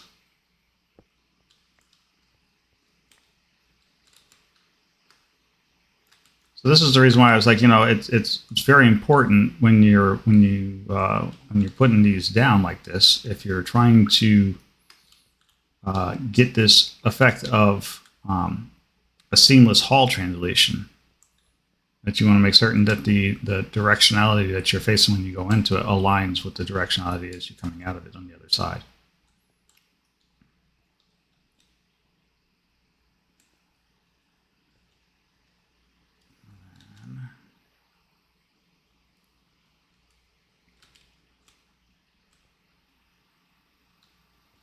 And so what you end up with is this very nice stone. Grab this back. You get the portal, but as long as you hold shift, it won't actually pick you up, so you can walk into it all you want. The portal won't actually pick you up if you're holding shift, but not a whole lot of people are going to come running through a doorway, especially people that are like, oh, I'm going to speed run this place. Sure.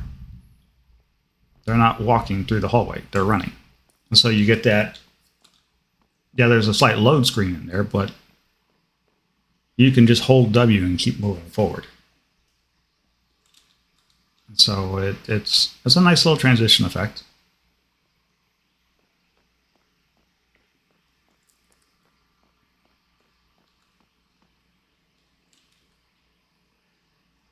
So there you go.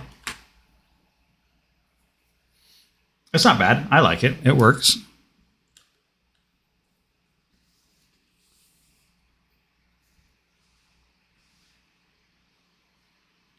I love the fact that Plex is like, it's nice meeting you, and it's like the second time he's come by and raided me. It's just great. All right. And so now this becomes our next room. And so we just, continue building hallways. But yeah, that's all of this is being so all of these like little portals here are man and artifice portals. We have another one back over here at the this one's fun. I'll make a slight detour because I need to stop and go make lifts anyways. I'm running out of lifts. Also, moving faster than the server will give me data. I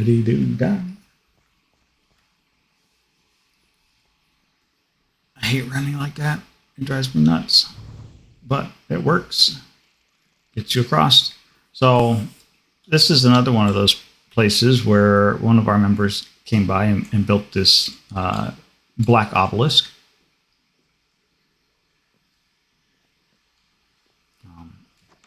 And it actually has one of these little portals in it.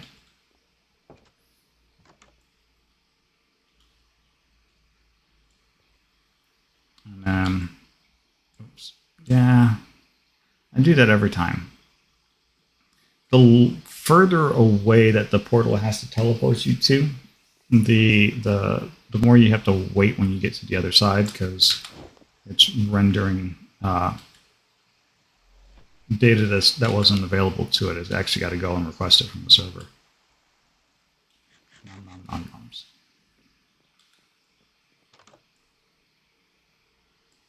So like this one actually teleports you to the very far. So give you an idea, right? We were here. It's teleported us all the way down here. So we've gone about 3,000 blocks away, 4,000 blocks away from where we were at, give or take. But so these are also like interdimensional too, right? So this red portal will take you to the nether, the green one will take you back to where we came from, and the white one will take you to the end. So he set these up as well for as a way to get there. And then of course there's our, return teleportation spot. This one I think actually has a portal to come back. I don't remember where this one lands you at in the end, but this one goes to the end. But yeah, there's a couple of mods in this mod pack that try to help make these large jumps a little bit less jarring. And I'm working on another mod that I'm going to put in called connectivity, which should also help to reduce some of the jarring load effects that you see when you make these large jumps. Because in a normal mod pack, you wouldn't, unless you got like mechanism in there, you don't normally have large teleport jumps. People are like flying or something. Whereas in this mod pack, you pretty much depend on getting from one location to the next across huge areas. We actually use a lot of teleport mechanics here. So we do these like pick up and move you physically thousands of blocks away. And so that's a whole new chunk that has to be booted up, loaded in, read from disk, and then fed down to you. So there's a lot of traffic that ends up landing on your network. So I've been working really hard to try and make those translations as smoothly as I possibly can. Anyways, but that's technical mumbo jumbo, and it's usually very boring.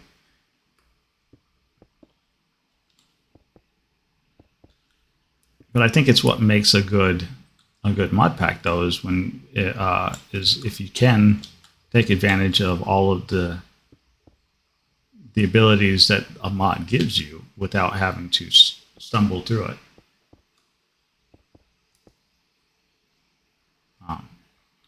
So I like to try and reduce a lot of the stuttering effects that you can run into this way.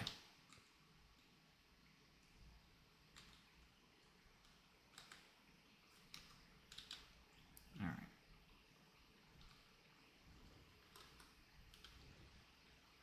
Really? Thought I had that loaded with I did.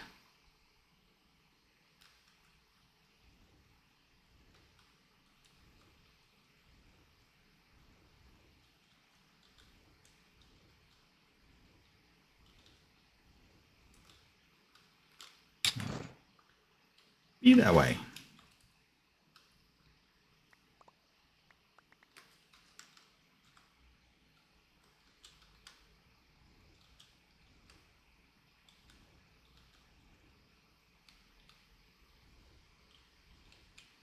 I would like the ceiling to go up now. Thank you.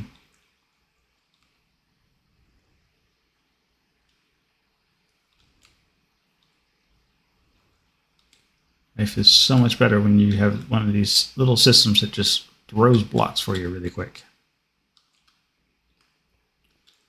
All right. And let's make another mess.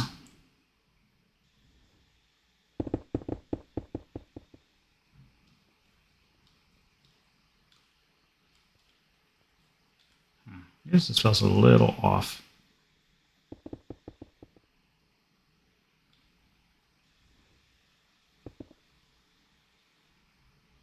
There we go. Much better. Perfect.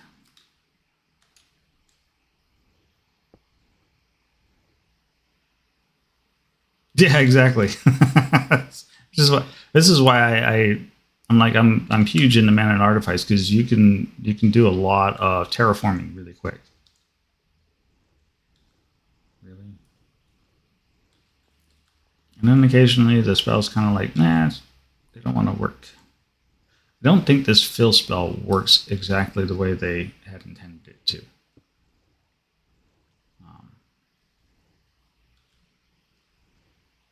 It definitely has a weird behavior to it. I haven't exactly figured out what that weird behavior is, so I don't have a good way of explaining it to people.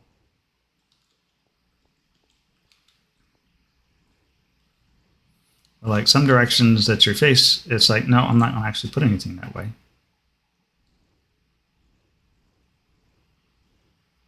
And then suddenly it just like, yep, nope, that's fine. We'll do that. So I'm not quite certain how they're ascertaining where to put the blocks. It's a very weird thing.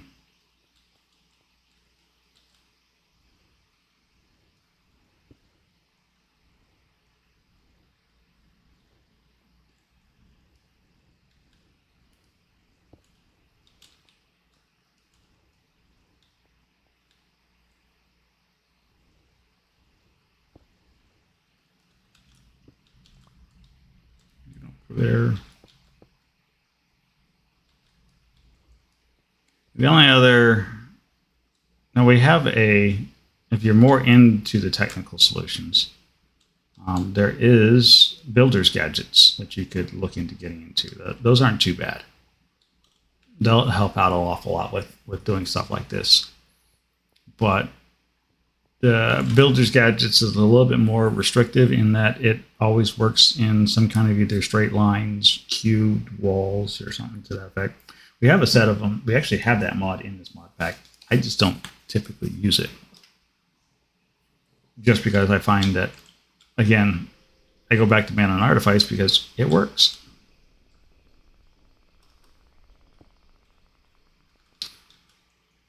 For the most part.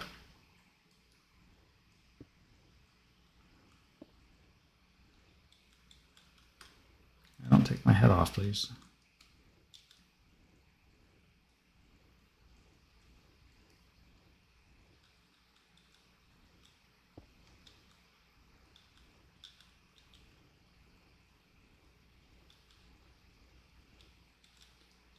anytime now.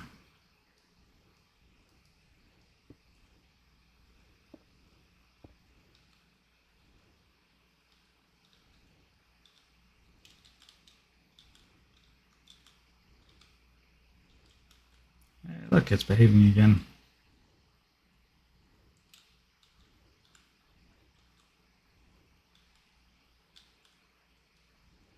Just weird. Anyways, all right. So now we have our second hall comes in. And then we just need to figure out what we want to do with this hall. Do we keep it?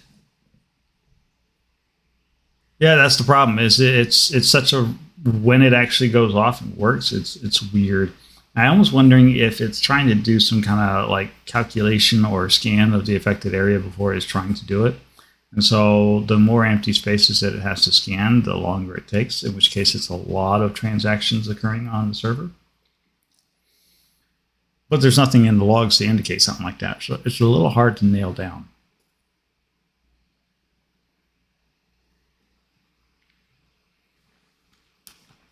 There's some benefits to being the guy who's actually in charge of running the server and taking care of the server. I can look at things like this and try to figure out, well, why is that behaving that way and making it tick? Sometimes I just don't have answers to them.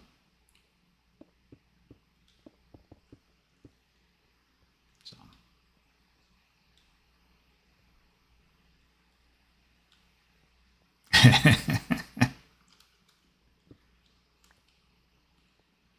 All right, so we have our doorway, we have our big room that we come in.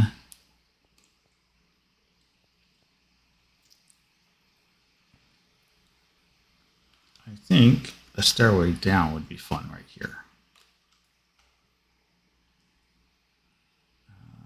So let's put that 4 high, 3 wide. So 2 wide. That's the other thing too, right? So if you're using the waveform of the spell, these dimensions, the width and the height, are not exact. So where you would select that 2 wide, you're thinking this is going to be 2 blocks across. It's actually 3 blocks. The height is right, but the width is never.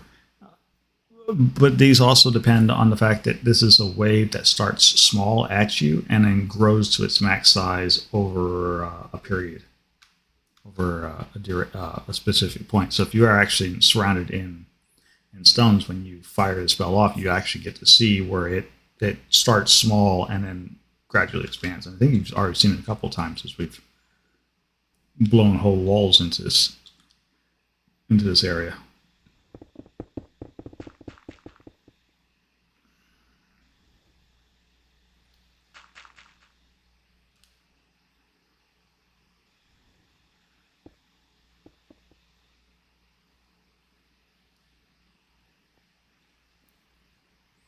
All right. But, you know, it does make a nice stairway down.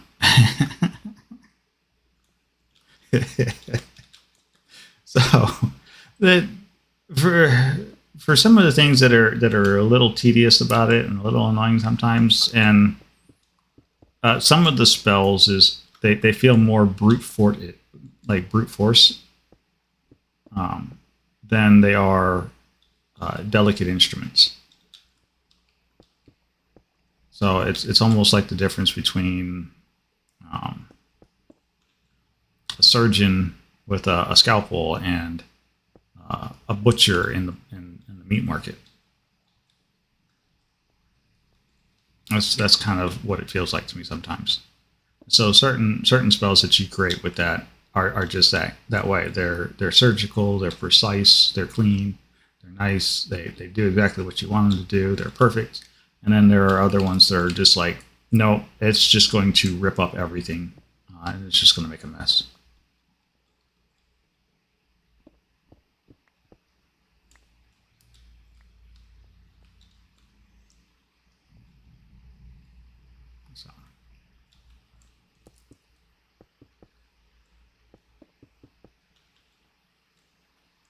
So sometimes it's just easier just to patch it yourself.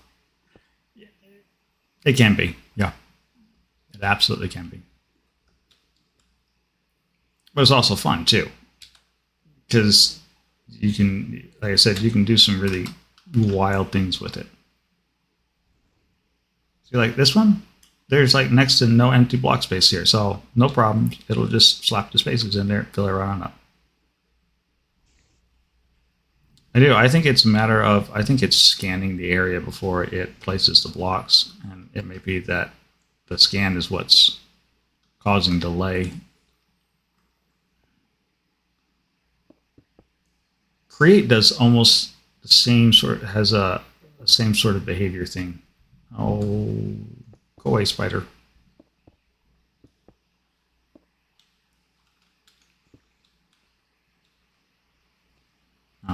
Some of the create machines that you mess around with will have that same sort of behavior where it's got to scan everything it's touching before it does anything. So I wonder if that's almost kind of the same behavior that we're seeing here.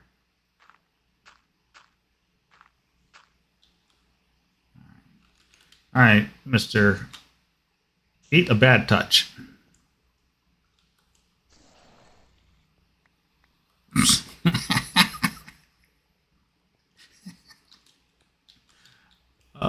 That's just too funny. Okay. One stairwell down. I was going to say, I thought I was always skipping that first one.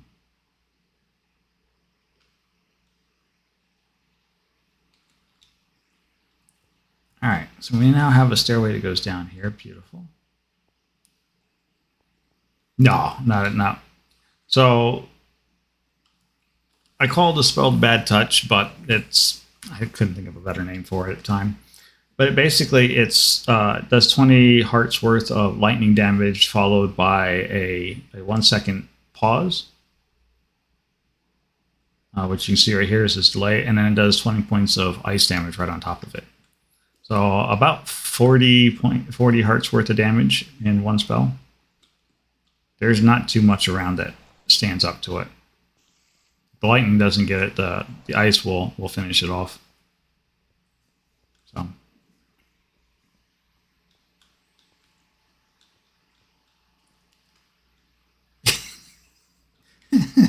just a little, just a little. I actually made this spell specifically to kill evokers because I was working on an evoker farm.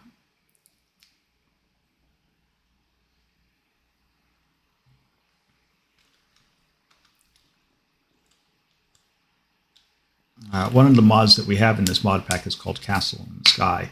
And so it has these huge floating castles. If you've ever watched the movie, the anime by the same name, the anime movie, that kind of like Minecraft's rendition of one of those. Only they've turned it into this like dungeon that you can go crawl through, and it's got puzzles in it and everything else. Well, they've got a lot of really nice spawners in there. So I was actually converting one of those castles into a big mob farm where I was killing evokers originally because I needed them for something else. And then I moved them into an actual automated mob farm where it just slaughters them nonstop. But during the first version of that, that's where I made that spell at.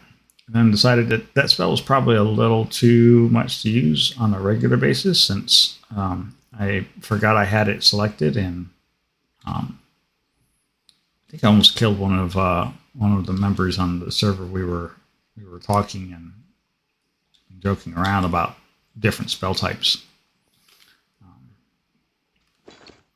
Yeah, it was a thing.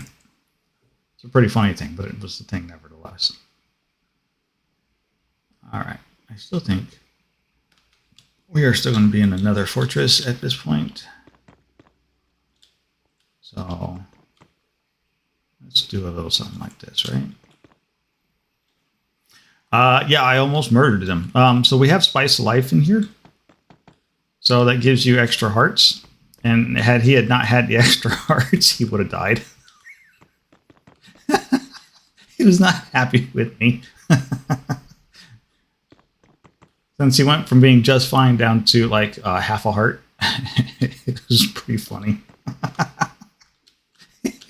He's like, that's not cool, man. Don't do that again. What did you hit me with? I'm like, huh? What? Oh. Huh. That almost killed you. Yeah, that almost killed me. It's just not happy. It was pretty funny. All right. Does that still work nicely? Yes, it does. Oh, beautiful.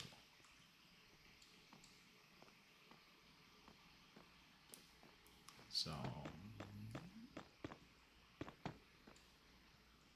here, I'll do like, no, let's actually put some other bricks. One more and let that come down one more step. All right.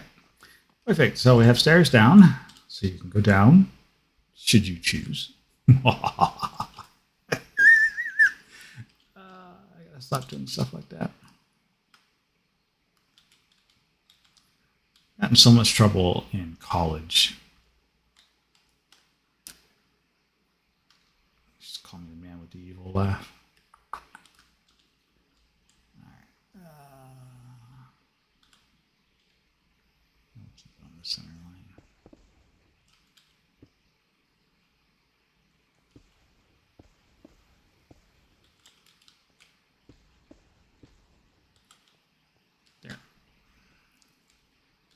Doorway, and then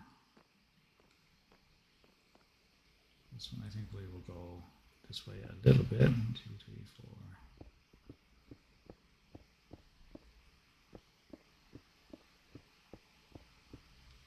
4. Oh, that's horrible.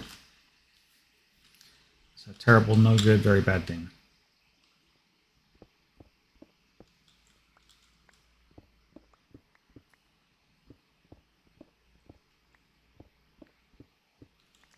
Broke cardinal rule again. Made an even room.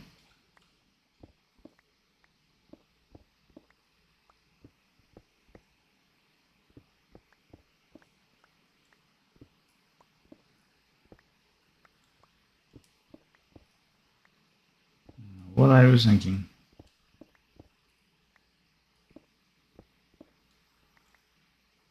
That's not true. I know exactly what I was thinking. I was thinking it didn't matter. They were stairs.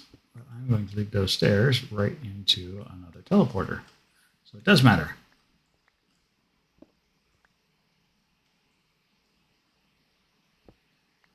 All right.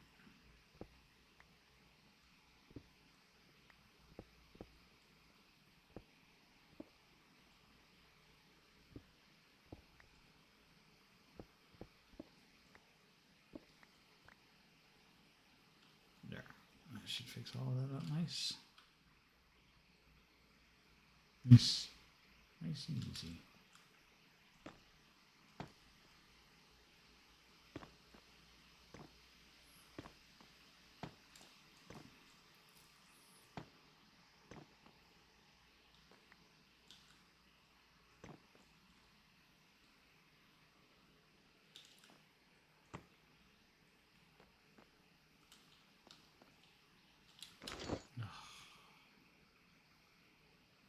Don't want that. Want that. Go into there. Let's grab our stone cutter.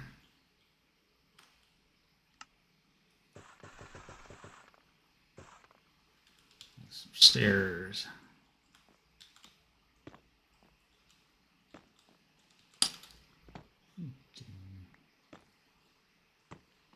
There we go.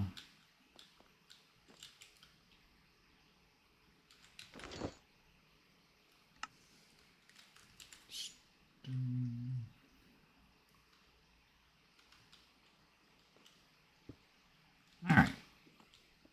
Marvelous. And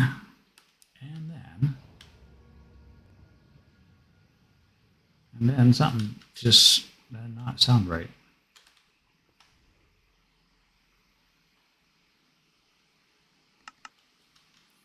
Move our touch spell to twice, and that should give us, let me see. Okay, that line's got to come out. Yeah, radius 2 on your touch spells is a 5x5 block, but when you are looking at the wall, and it's vertical in front of you and not like the floor or ceiling, then always point at the second block instead of the third block. It's a peculiarity of the magic system. There you go. Secret maze tip. Mage tip. All right, and then touch exchange.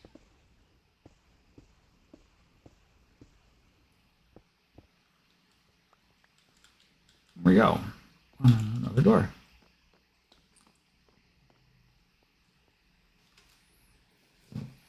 It is kind of odd.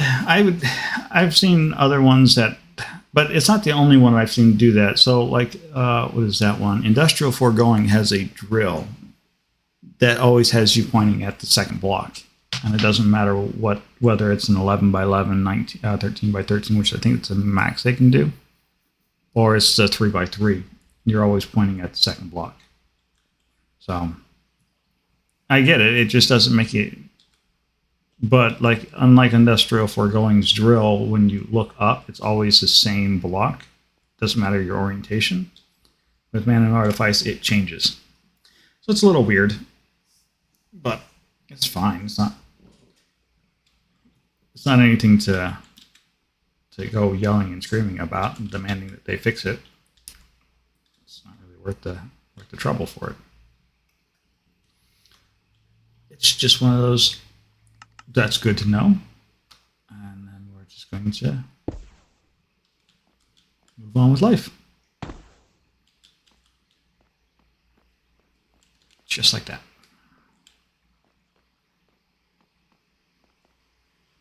And we have another door.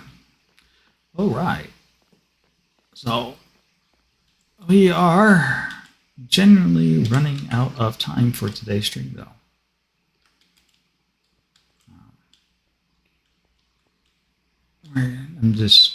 I will over next week or so, and we're going to be back on streaming more of this tomorrow. Though, Ali, if you want, I don't know. I've been looking for a partner to do. So there's a Steam game called We Were Here Forever. It's like a puzzle room type game. If you're interested, happy to do a joint game session tomorrow. Otherwise, I will be here doing 4 hours of more maze building.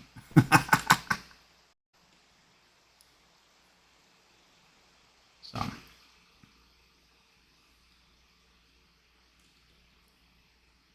let's see.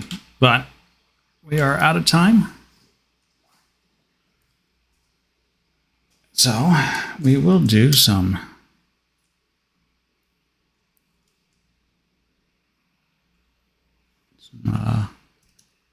shout outs.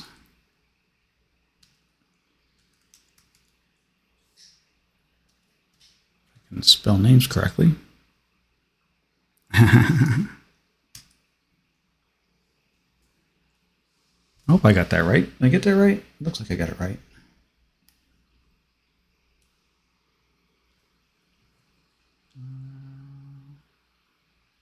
No, I got that wrong.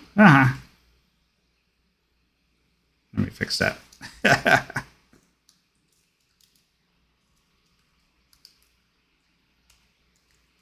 There we go. And we'll do one for XDI. As you know, why not? The gentleman did come in and raid us. And then there was also, we had another visitor, Mr. Waggleston, also came in.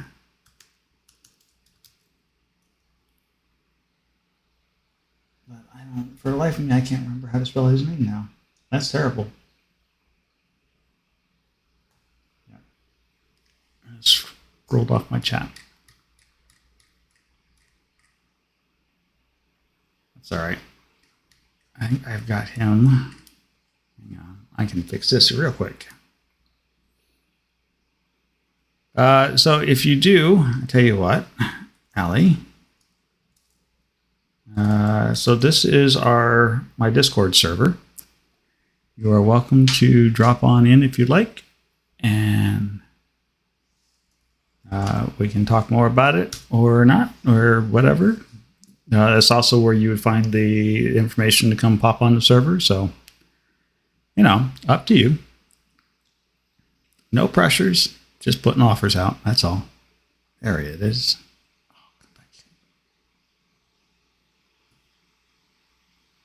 There we go.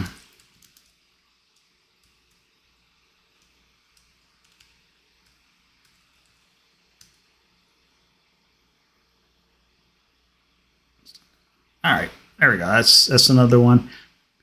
Nice guy. He does a lot of Stardew Valley if you're interested in things like that.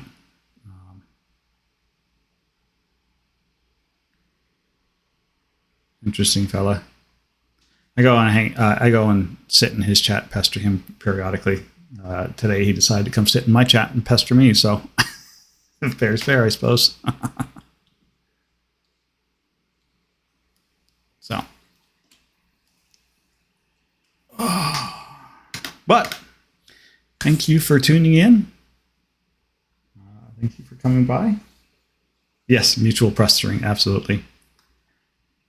We appreciate everybody who's come out to see us today. And like I said, we will be here tomorrow, probably in pretty much the same time frame. And so Minecraft, unless something else changes. Until then, take care, have fun, be safe,